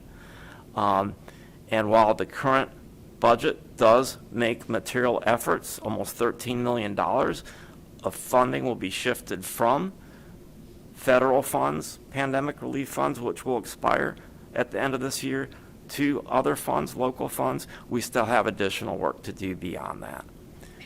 With that context and support of staff's recommendation, I now ask your consideration of approval of recommendations to reconcile the board's proposed 2023-2024 operating budget to available local and state funding. Thank you, Mr. Nieder. Is there a motion to approve the budget reconciliation recommendations? Yes, Madam Chair, I move that we approve the budget reconciliations. Second. With the questions noted. Second. We have a motion and a second. Are there any questions, comments from board members? Ms. Caulfield. So I really appreciate the work and answering all the questions. I know it's very tedious and there's a lot of different things to understand. And if we can't do some of the things that we want to, I hope that in the future we're able to consider that for the next cycle, I guess. I'm just, some of the things that we asked for that we did discuss it's just not sitting with me. And forgive me, because I feel like it might be more helpful next time if we are getting the budget, if we have a little bit more than just an hour to digest also the questions, because it's coming before us, and I believe we're trying to vote and approve the budget as it is that's the intent. And I just feel like with us having so many things in crisis with our bus, our HVAC, our teachers, and I do appreciate your explanation from before. It does make sense. I just hope that going forward in the next budget, if we can't do it this time, that we do focus more on where we can pull those funds from. I mean, the supplement from our Wake County commissioners is a supplement. It's supposed to make up for what we can't actually provide, right? It's like the gap between the state and what we hope to actually give them. So I'm hoping that we could put more attention on those positions, HVAC and problems and teachers, going forward. And then if I could just make a request that we actually are able to digest. I mean, we had some good questions, and next time that we have a little bit more time in between before we have to vote and digest on all of this. Sometimes people ask the questions and then you kind of digest it and think, also getting feedback from our community and hearing from the people it affects. I think having a little extra time before we vote is helpful. So those are just my comments. Thank you. Others? Dr. Ng? Thank you. Even though I was not at the meeting, I was listening in, and I really appreciated all of us kind of hearing from the different people, like the occupational therapists and physical therapists, who were voicing their concern about their pay, and that we were able to accommodate some of those concerns. And not only that, but having the discussions with them, coming from my field of work, which I work closely with physical therapists and occupational therapists, I know that they can get better pay elsewhere. So, but these folks are just dedicated to the kids, and I think that they are they well deserve the pay increase. Thank you. Mr. Hershey? Either Madam Chair or Mr. Nieder, can you just, for Ms. Caulfield, can you say why we're doing this so quickly as it relates to teacher pay? Yes, Mr. Hershey, and I would also take the liberty to agree with you, Ms. Caulfield, that staff too does not normally like to ask the board to consider taking action on something that they have formally heard for the first time on the same on the same day or during the same set of meetings. And the reason we are bringing this to you and asking you to consider action on the same date is a result of the late date that we have been given by the state the opportunity to bring this to the board, and our desire to get our payroll changes in place by the November payroll, and that is it and nothing more. In fact, as I was going through my talking points for the next item, which will be the salary schedules, I went back to prior year's points, and we're almost to the day 2 months later this year than we were in the last cycle bringing this to the board for consideration, and nothing more. But your point is very well taken. Well, I appreciate that, and it is by no means reflection of your work and the work of your team. I know that it is a lot of work that you guys are putting into it. So it's not that I don't appreciate it. Understood. It's just hard to digest. Thank Understood. Fully and appreciated. And, for those of you who are new to the Wake County Public School System budget cycle, we have to have our budget done in May. We then show the county commissioners what that looks like. Their budget needs to be done in June. They generously give money towards local teacher salary supplements, as well as ways to finance other things in our budget. We then wait for the state. Their budget is supposed to be adopted July 1st. That date tends to be more of a suggestion than a hard deadline. And so the state just adopted their budget. And so we're here tonight to reconcile that budget so that we can enact all of those local dollars and raises that your teachers, bus drivers, and our employees got, as well as other issues. So that's the expediency that Ms. Caulfield alluded to, just so you all are aware of where this cycle starts and comes from. And as Mr. Nieder said, they're already starting planning for next budget year. So just so it doesn't seem like we're talking, amongst ourselves, and fully want to make sure you all understand what's going on in front of you. All right. Further comments, questions, concerns? All right. All those ready and willing to approve those budget reconciliation recommendations, please say aye. Any opposed, nay?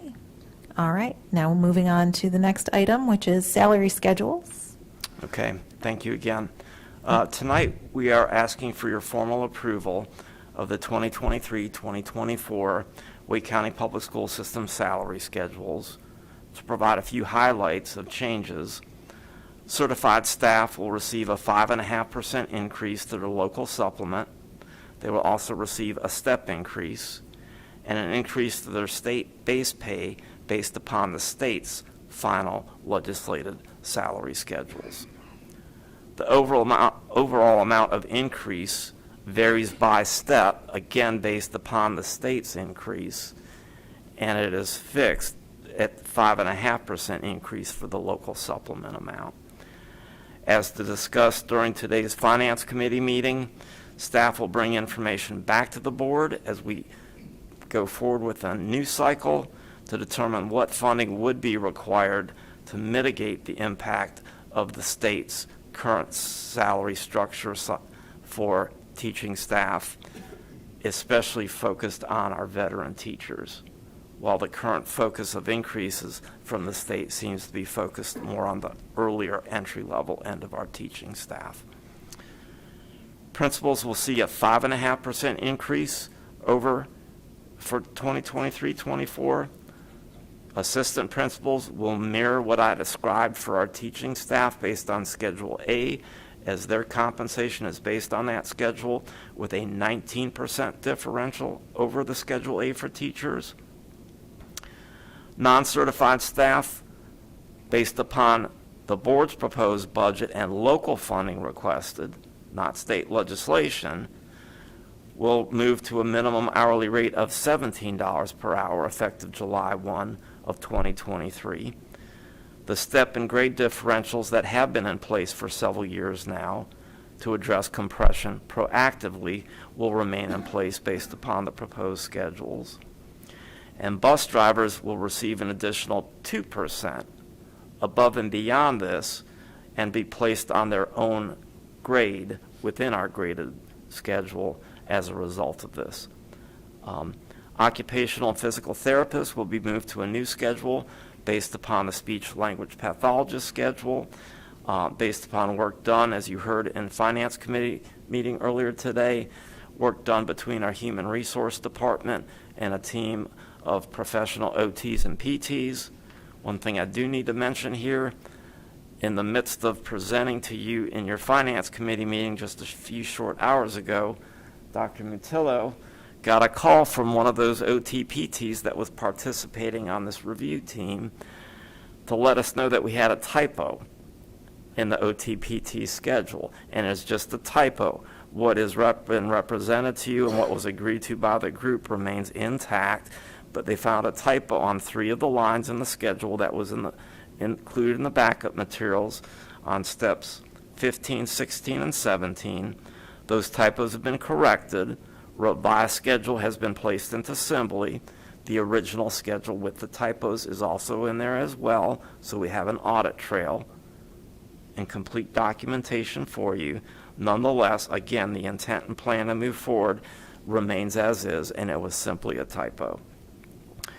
Additional highlights include increasing our substitute daily rates to align with increased teacher pay rates.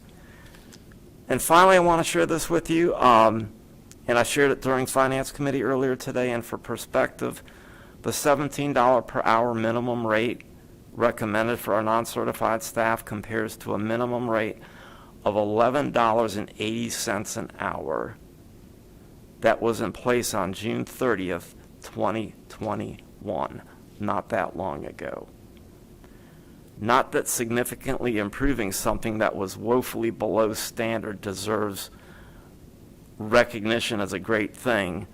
It's anything but that, in my opinion, but it does, I think, given the context, demonstrate the significant progress that we've made, but yet much work to come.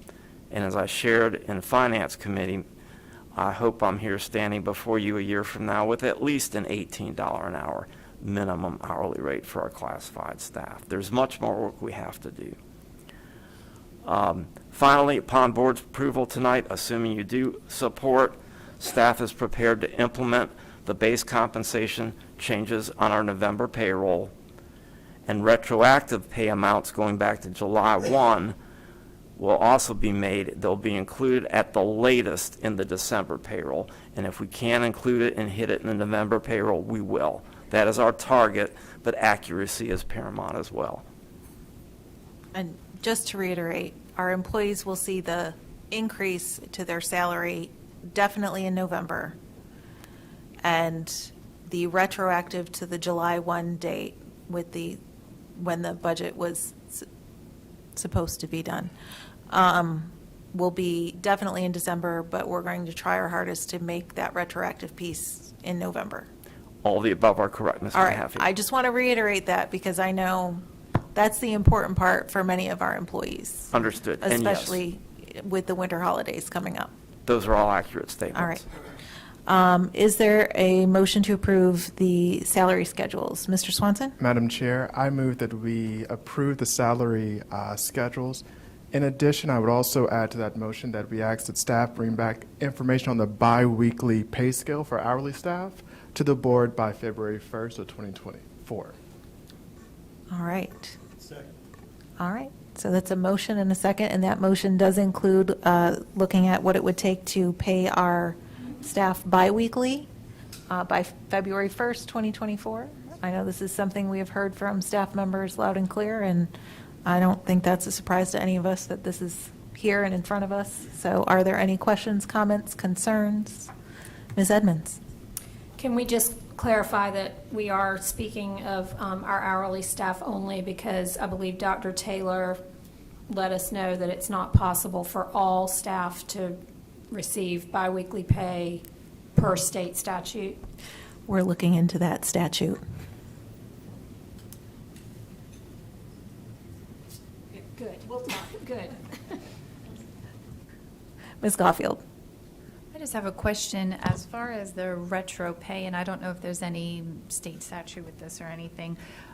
Will they be getting a separate check, or is this just added into, is it a big lump sum with their salary, or is it a separate check for the retro? It is included with their regular check. It is. Okay. Are we able to give it separate? No, and there are really no tax implications. There isn't. It's, Okay. no, of doing it separate or together. It's not enough. Always good to check, though. Yeah. All right. Further questions, comments, concerns? All right. Let's vote. All in favor of approving these new salary schedules, please say aye. Aye. Any opposed, nay? All right. Thank you, Mr. Nieder. Thank you.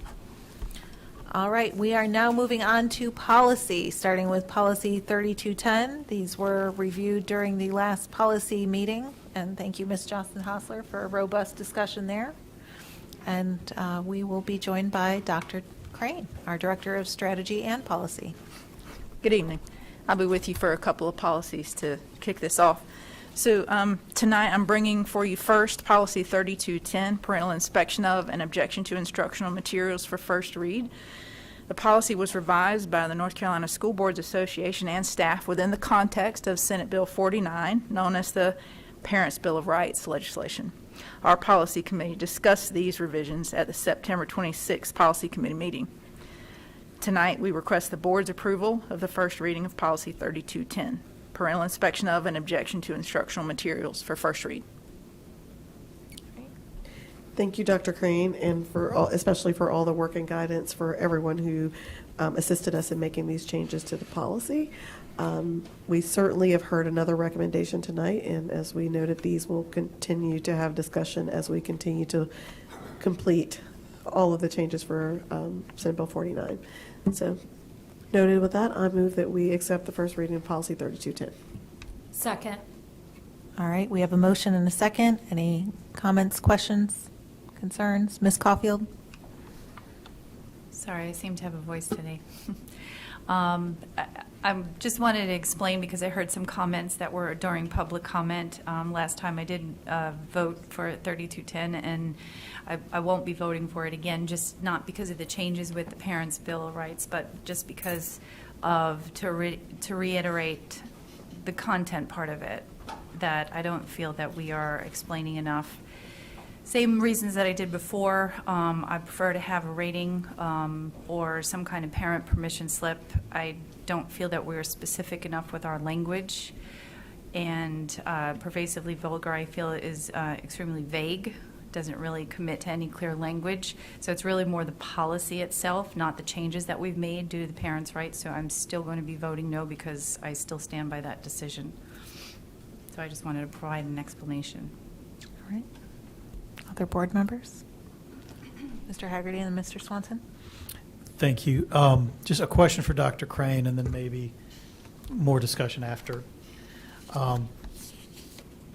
We'd worked a long time on this particular policy prior to the recently enacted legislation, and then the legislation came out, and so, I'm just curious how much leeway do we have with various portions of this versus how much of it is constrained by the recent legislation.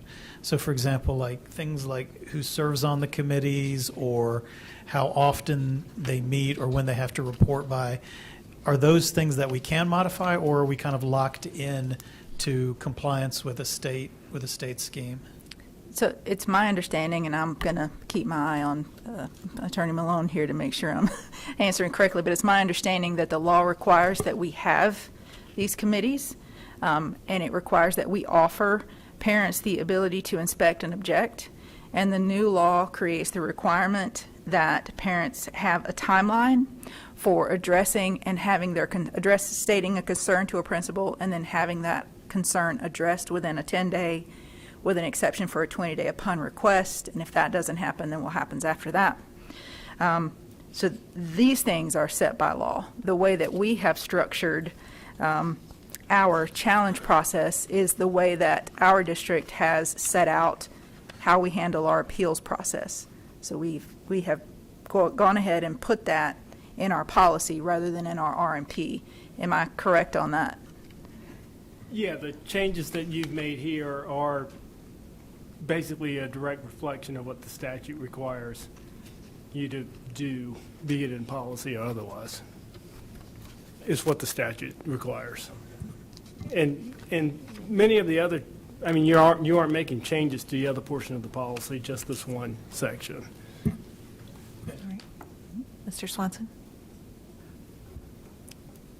I'm okay. I'm good. Thank you. I'd rather just vote on this and get this over with. Right. I do know that it was noted in public comment about the piece about student participation. Thank you.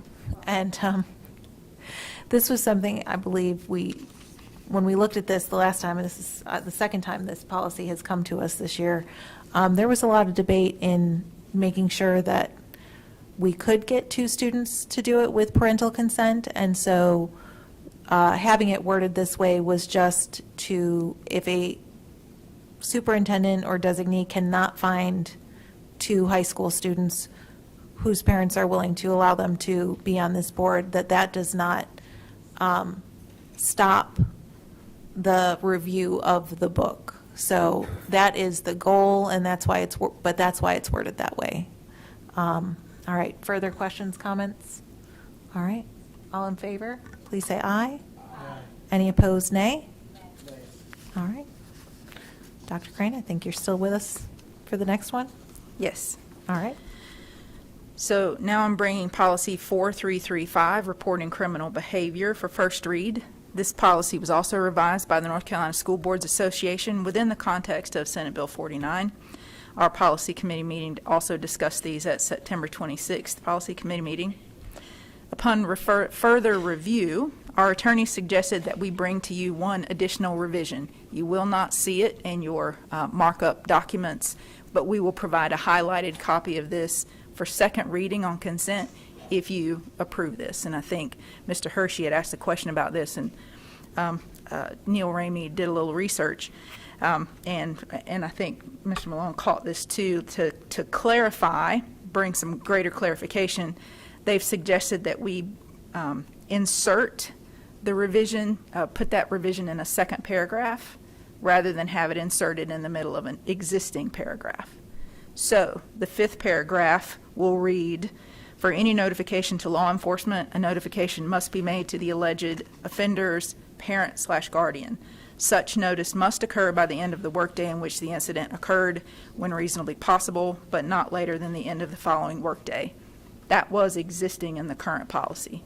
The insertion reads, a new sixth paragraph will read, in addition, the principal or designee must promptly notify the parents or guardians if a school system employee suspects that any criminal offense has been committed against the parent or guardian's child, including but not limited to any of the offenses required to be reported to law enforcement, regardless of where the offense allegedly occurred, unless the incident has been reported to law enforcement or the county child services agency, and notification of the parents or guardians would impede the investigation.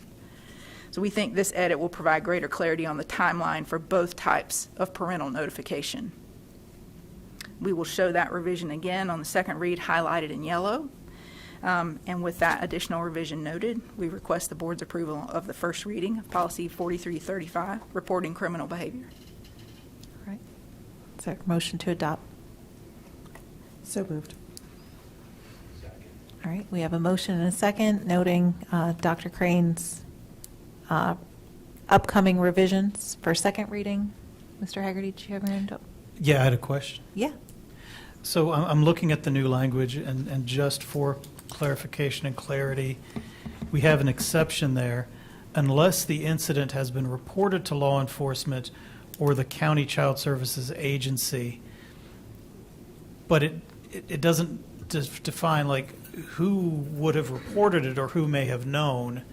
And I just don't know if we want to clarify. I mean, are we expecting like the school to know that like a third party could have reported it, or would it only be if someone affiliated with the school has reported it?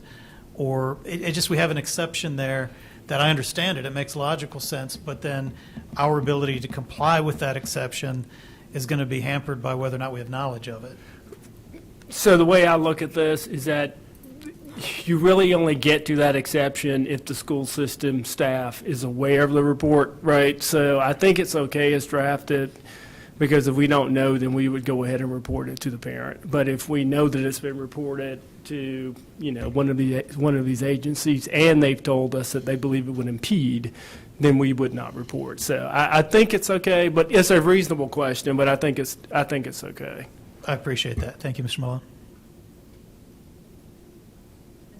Ms. Waters and Mr. Hershey. Thank you, Dr. Crane.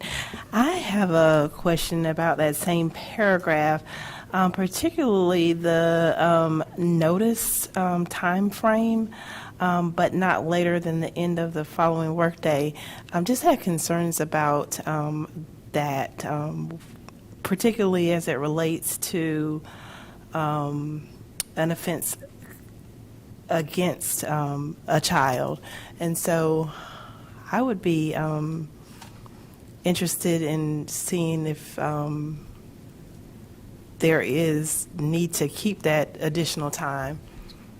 So the reason that we are recommending that you move the insert out of this paragraph is so that it removes some of the confusion. And if you go back, so you basically are going back to your original language, which would say that if the alleged offender is the student, in this case, then you would report to the parent no later than the end of the following day. So in this case, the student is the one who has committed the act. In the other case, the student is the victim.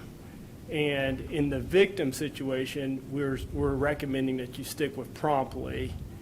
If the student is alleged to have engaged in misconduct and you have that information, then that's when you would use your original policy language.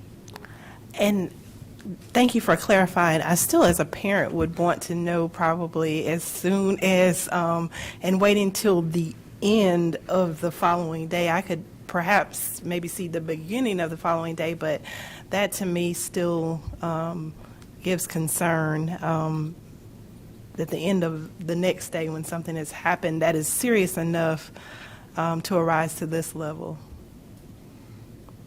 I mean, that's a good point. I mean, it actually says that you're going to try to notify them on the same day that it occurred when it's possible, but no later than the end of the following workday. And I think some of this language is intended to deal with the reality that sometimes it can be difficult to get up with parents and to building a little bit of time. So, but you certainly are free to revise that if you so choose. But I think it already is attempting to provide that notice on the same day. Well, again, I'll reiterate my concern about it at the end of the next day.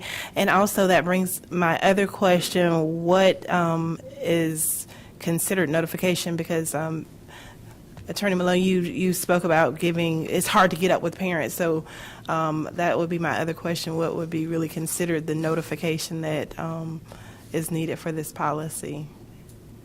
Is a notification actually making contact with someone, or is it an email? So those are questions that I have in terms of clarifying. I mean, it would depend on the facts. I mean, obviously, you would try to provide the notice in such a way that it could be documented that it was provided. Typically is what we would obviously recommend to the school. But, I mean, if you literally can't get up with the parent, then, I mean, you'll do your best to try to provide that notice by email or some other way to try to comply. But it may be very fact-specific on a given set of facts. I mean, but again, I mean, I think the idea is that the school is attempting to the best that they can to provide that notice, by the end of the next workday, school day. Okay, well, thank you. I'll reiterate my concern about that time frame. Thank you. No, I think it is a concern as a parent because if your kid is allegedly harming another kid, you want to be able to address that as a parent and you want to know that other children are safe. So and I apologize, I was in and out listening to this policy committee, so if this was answered,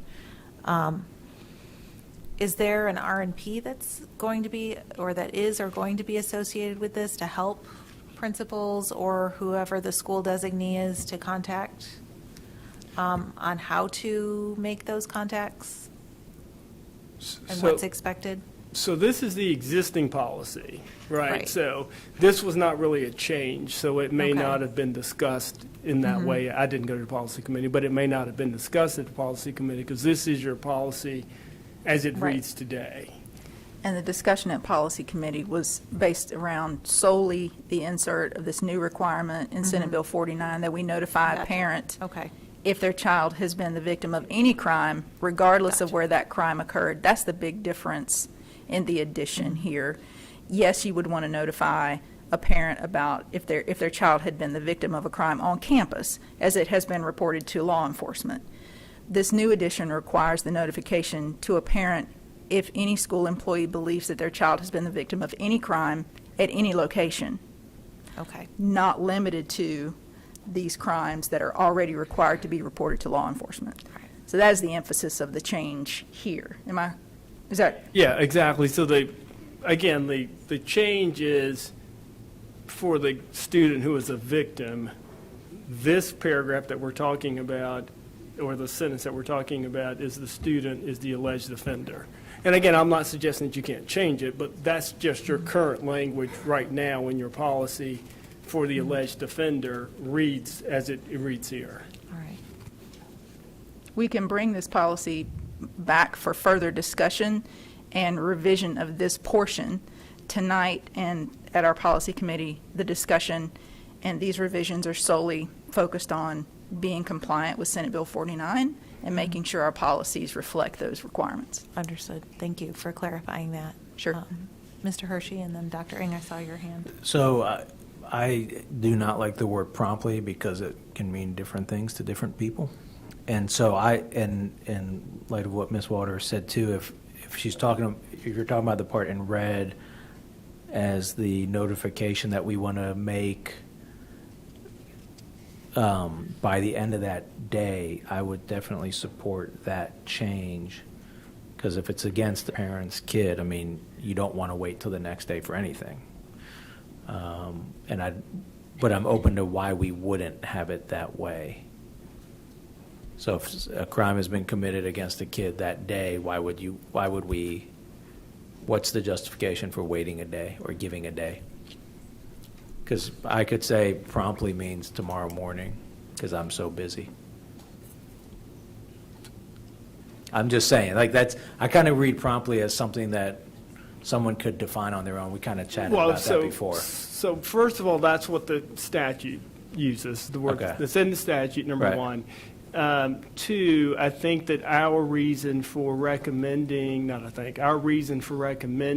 that you use this language is that there may be situations where staff would need to be comfortable that it's not just some allegation. They may need some time to investigate it to make sure that they have some level of confidence in this before they would report it to the parent. And also, it gives people an opportunity to just be reasonable about how they address the issue. I mean, I understand your point, but I think that's kind of our thought in recommending that you stick with the statutory language. But if you're saying that they have to investigate potentially, and it slows the process. Doesn't that put us out of compliance immediately if we have to say the word promptly? Because the moment you suspecting and then an investigation, and then you're not promptly doing anything. So I would worry about that. Well, I think that Compliance. for staff to suspect would be different than staff receiving an allegation. I mean, receiving an allegation does not trigger a person automatically suspecting, right? It's you just receive an allegation. So I think the idea here is to give staff an opportunity to be able to do enough investigation that now they actually suspect that something has occurred. Okay. And then that then triggers promptly, which is a separate issue altogether, because once they then suspect, then it's promptly. If you feel comfortable, I'm comfortable. We feel comfortable, yes. Okay. Thank you. All right, Dr. Ng and then Ms. Waters. Yes, thank you. This does sound like we need to take this back to policy. But I mean, my thought in this was if you move those wording to a different paragraph, and then the existing wording in the black pretty much tells you the time frame that we're supposed to be notifying parents. My thought was on that last sentence and that last paragraph, such notice must occur by the end of the workday in which the incident occurred, comma, but when it is not reasonably possible, not later than the end of the following workday. It's a nuance there. I just thought maybe something to consider. Does that make sense? Yeah, that makes sense. What do you think, Mr. Malone?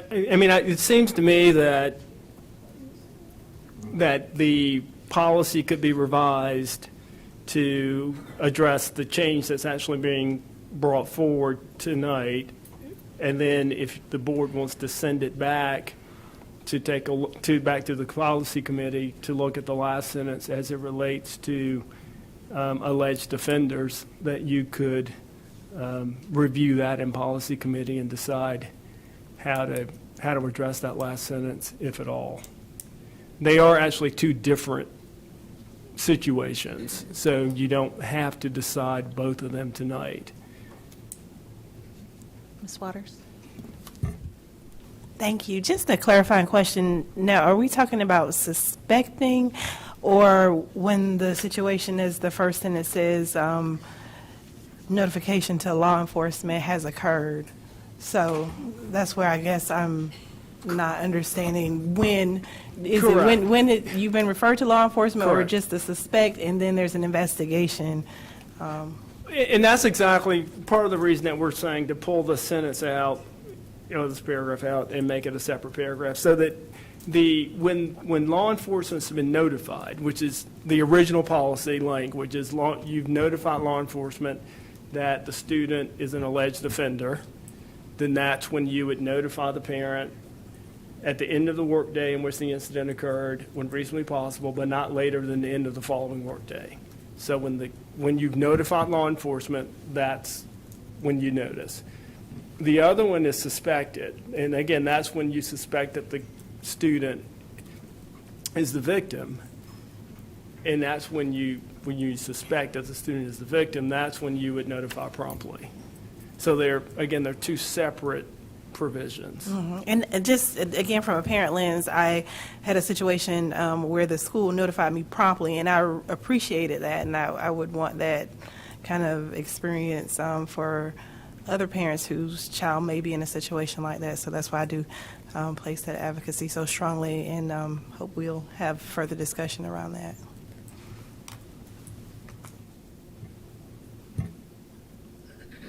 You can speak, Mr. Malone. It's okay. No, I was just going to say that the board, you're obviously free to revise that language however you like for it to read. But I was just pointing out that there are two totally separate, and the main reason for separating them is because they're two separate sets of facts. I don't think there's any disagreement in the proposed change to separate the two. I think what we're hearing is there's questions about the reporting on one of those paragraphs and what that structure looks like. So I think the question now is. I actually heard a concern about the reporting in both Okay. parts, Yep. the timeline for reporting for both sections. So Okay. I would propose, if you are comfortable with this, that we approve this revision tonight to separate these in two paragraphs, and we'll approve that version of the policy. And then we will bring the policy back to you so that you can consider in these two separate paragraphs the timeline for notification for both situations.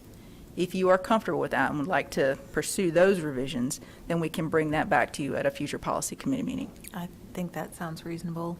Our policy chair, how do you feel? Well, again, as Dr. Crane noted at the beginning, the entire point of this policy was just to be in compliance, not to review the whole policy. So yes, I would agree with Dr. Crane. The point was to make us in compliance by the end of this month, before, or actually sooner, so that we are in compliance. All of these policies can always come back, but we are currently not in compliance if we do not make these changes that are recommended today. That was all we talked about at policy committee, is only getting ourselves into compliance with Senate Bill 49. Right, thank you. All right. All those in favor of approving Board Policy 4720 on first reading, noting that this will at some point come back to Policy Committee, please say aye. Sorry, it's not 4720, it's 4335. I was getting ahead of myself. All right, all in favor of 4335, please say aye. Any opposed, nay. Now moving on to Board Policy 4720, surveys of students first reading. And thanks for sticking with us, Dr. Crane. Absolutely. So I'm going to bring to you now Policy 4720, surveys of students for first read. I know that there was a request to see a clean copy of this, and so a clean copy is provided in your backup materials. I think, Ms. Caulfield, you made that request, so we made sure to provide that for you so you can see that with the changes accepted, if you will, what it would look like. Was revised by the North Carolina School Boards Association within the context of Senate Bill 49. Our policy committee meeting discussed these on September 26th. You also recommended that we add references to statute in the first sentence. So you will see those additions highlighted in yellow, a reference to Session Law 2023-106, which is Senate Bill 49. That's the law format for it. And the Protection of Pupil Rights Amendment is spelled out there, both with the links to the text of those statutes. Again, after further review, our attorney suggested we bring one more revision. This one is relatively simple, I think. Section E at the end of the policy speaks to, quote, other policies concerning surveys and related matters as required by the Protection of Pupil Rights Amendment. A review of our policy manual returned no additional policies that speak to these parameters, as you questioned further. Accordingly, we are proposing to you that we therefore strike Section E entirely because there are no other related policies that deal with this. Again, we will show that revision in yellow, highlighted in yellow, when you see this on second read, if you approve this tonight. And with that, we request your approval on first reading for 4720, surveys of students. So moved. All right, we have a motion and a second. Is there any discussion? Ms. Caulfield? Thank you, and I appreciate the revisions. I just have a question in reference to some of the wording that we have. We put up several spots, we say opportunity for the parents. What do we provide as opportunity? In which context? Let me see. In Section A, Part B, it says there's an opportunity for survey process. I'm trying to scroll back to it. Hold on. So for B, parental notification, parents will be provided the opportunity to review both electronically and in person the process for providing consent. So if parental consent is required, we do send a form home and require a signature, and we provide the text for review, either in print on paper at the school or electronically if we can. We may not always be able to do that. Okay, and then I think it said again in item number D, I'm assuming is the same? And hold on, I had it scrolled to that particular spot. Yes, if a parent is offered the opportunity to opt out, we will contact the parent, notify them that the survey is happening, that their permission is required, and that they can opt in, or we will notify them that they may opt out. In this case, in Section D, that is an opt-out. Okay, thank you. All right, Mr. Swanson? Thank you, Dr. Crane. I just have a clarifying question. I remember this discussion vaguely during the policy session, committee meeting, but parents no longer can opt out. Senate Bill 49 makes everything an opt-in. Is that correct? No, not everything. No. There are certain pieces, certain surveys are, for example, the Youth Risk Behavior Survey is not required to be an opt-in. The budget bill provided a piece to say that can be opt-out. So we get to decide. Currently, we operate that survey as an opt-in. Okay. So that is our position on that survey. Okay, thank So you. not everything is opt-in, required to be opt-in. I mean, with the General Assembly changing so much constantly, it's very difficult to keep up with what's happening and what's not happening. So thank you for clarifying that for me. Sure. All right, further questions, comments? All right, seeing none, all those in favor of adopting Board Policy 4720, surveys of students for first reading, please say aye. Any opposed, nay? All right, moving on to Board Policy 6120, Student Health Services, first reading. Dr. Crane? Sure. So now I'm going to bring to you Policy 6120, Student Health Services, for first read. The policy was again revised by the North Carolina School Boards Association within the context of Senate Bill 49. Our policy committee meeting discussed this one as well on September 26th. With the revision that you can see there, it's very minor, just to spell out that state law authorizes emergency health care without consent, and spells out those details there. We ask your approval for the first read of 6120 Student Health Services. So moved.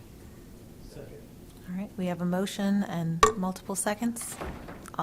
Any discussion? Seeing none, all in favor, please say aye. Any opposed, nay? All right, and finally, on the policy agenda, Board Policy 7300, Staff Responsibilities, first reading. And this is Dr. Mutillo. Thank you, Dr. Crane.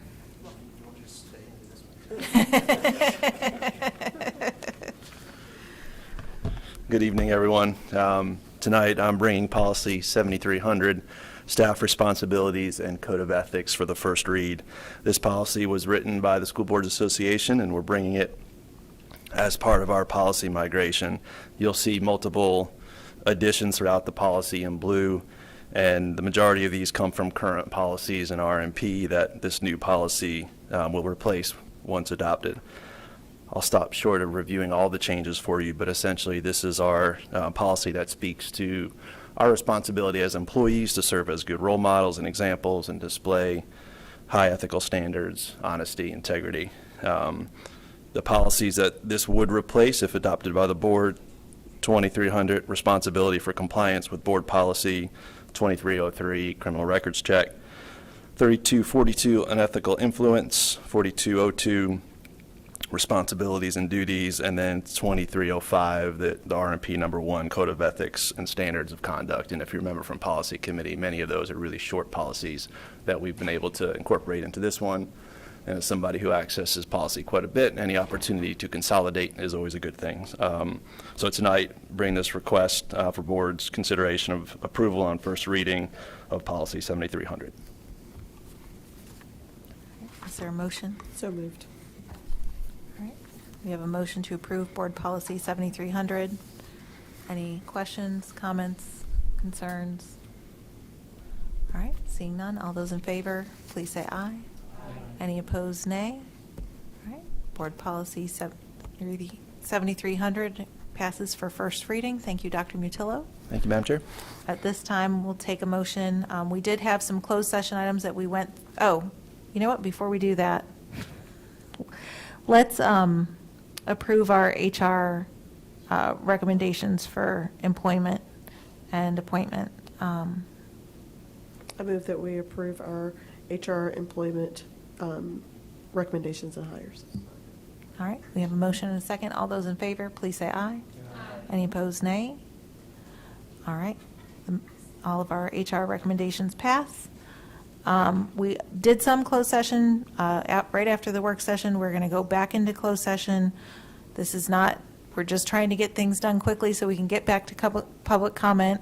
And we just want to thank you for your patience with us as we finish this work. So is there a motion to return to closed session? Yeah, that's okay. All right, motion and a second. All in favor, please say aye. Any opposed, nay? All right, we will be back.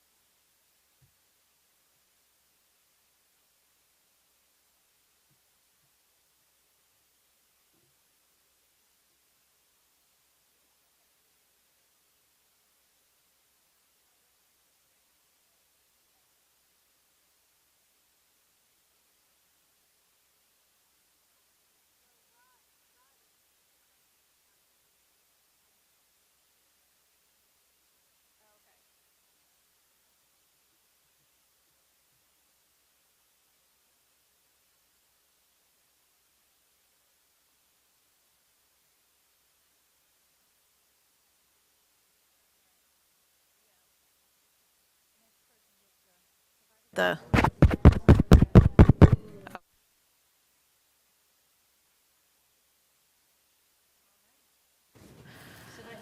All right, welcome back. Thank you for your patience. We're returning to our public comment period. The next person on the agenda is Howard Kaufman, followed by Mary Richardson. Is Mr. Kaufman here? Ms. Richardson? Okay. Bill Babb? Mike Nutt?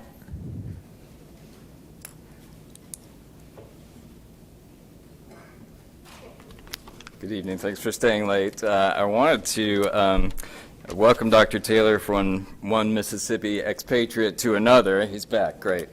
It's my great pleasure to welcome any Mississippian that joins me here in North Carolina. Their loss. Really ashamed at what happened, but you know how it is in Mississippi. So I'm speaking to you in my capacity as the Advocacy Chair at Conn Elementary PTA. And I want to speak about the public comment policy, but I want to kind of tell you what's behind that. One of the reasons why I signed up for the advocacy committee was because the people who come to our PTA at Conn don't really reflect the parents who I think are at Conn and who need our help the most. Most of the people who show up at PTA to participate are white and upper class. That is a concern to me. I think there's a whole slew of problems that we're probably not advocating for our parents. So the kind of impetus for this comment is that I would like to help those families get engaged, those who aren't engaged, and to hear what their concerns are, to welcome them, to provide value to them, to help them to know what questions to ask, to help explain how to get involved, and to come here to visit you, to engage directly with our school system's leadership. However, I don't think it's super easy to do that, so I would like to provide some suggestions on Policy 2310, which I saw on one of your working group meetings a couple weeks ago. It didn't seem like you got to it, but if it's on your mind. A lot of my suggestions would simply be attained by converting back to the practices that you established during the COVID pandemic. So, for instance, allowing for written and recorded comments again. A single parent with 2 or 3 jobs probably doesn't have the time to come up here for a few hours and stay extra late. Or they may not have public speaking skills, or like me, when I broke my back last year, they may have physical differences that make it difficult to get here. Finally, there are plenty of reasons to be afraid for your safety in a room full of lying fascists and hateful Christian nationalists who think certain people are filth. None of these are reasons we should be prevented from having a comment on the public record, and all could be circumvented with written or recorded comments. Please expand the window for signups and do it before the day of the meeting. A single 5-hour window on the day of the meeting makes it incredibly hard to plan or submit comments. And confirm who gets a speaking slot the day before to help with that planning. I think returning to the lottery system would be helpful, a first-come, first-served system that privileges those who are able to get to a computer during that single 5-hour window. Again, privileges a certain type of person who is ready to click that button. And finally, there were allusions to this today, but I think it would be a good idea to codify that there should be no campaigning from the podium, whether for your own candidacy or for a social media campaign. Last fall, we had a lot of school board candidates who used the public dime to get free publicity, just as we've recently had groups trying to run social media campaigns from this podium. So those are just some of the most obvious ways that you could adjust your procedures, but I think the question to keep in mind as you're considering these policies would be, how do we welcome those parents who are most disconnected from our schools and make it the most welcoming and easy experience for them to speak to you. Thank you.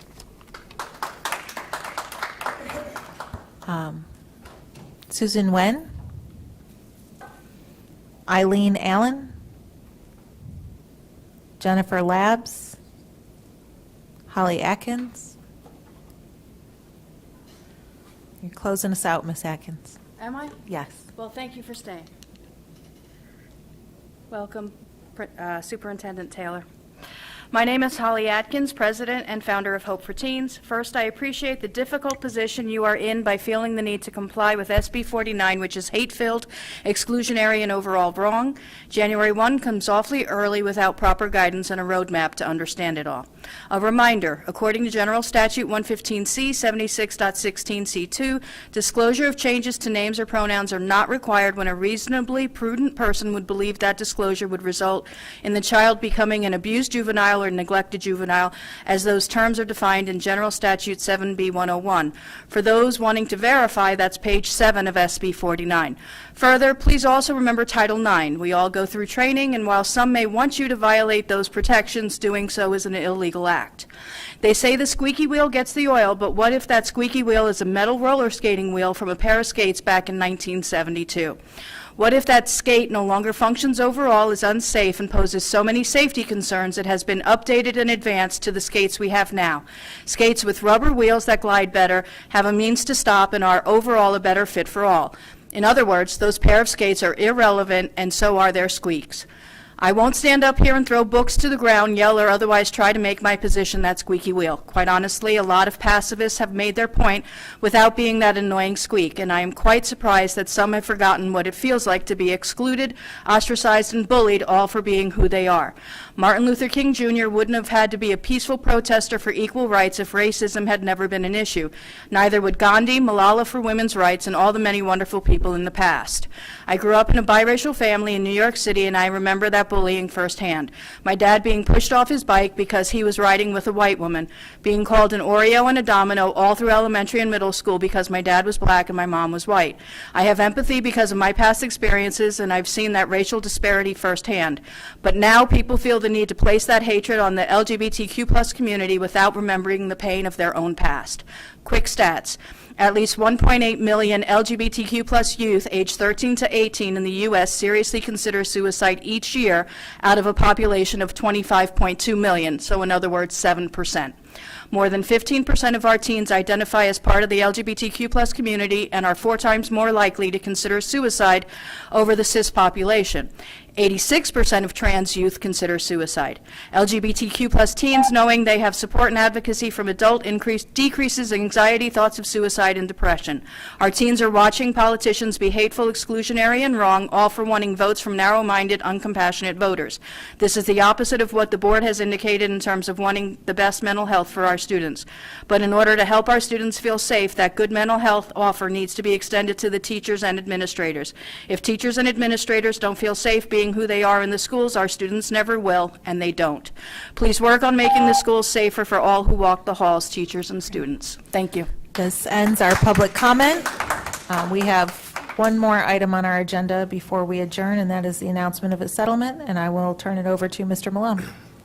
The board would like to announce the settlement of a personal injury claim captioned Enri KO, Wake County Superior Court number 23 SP 02783-910.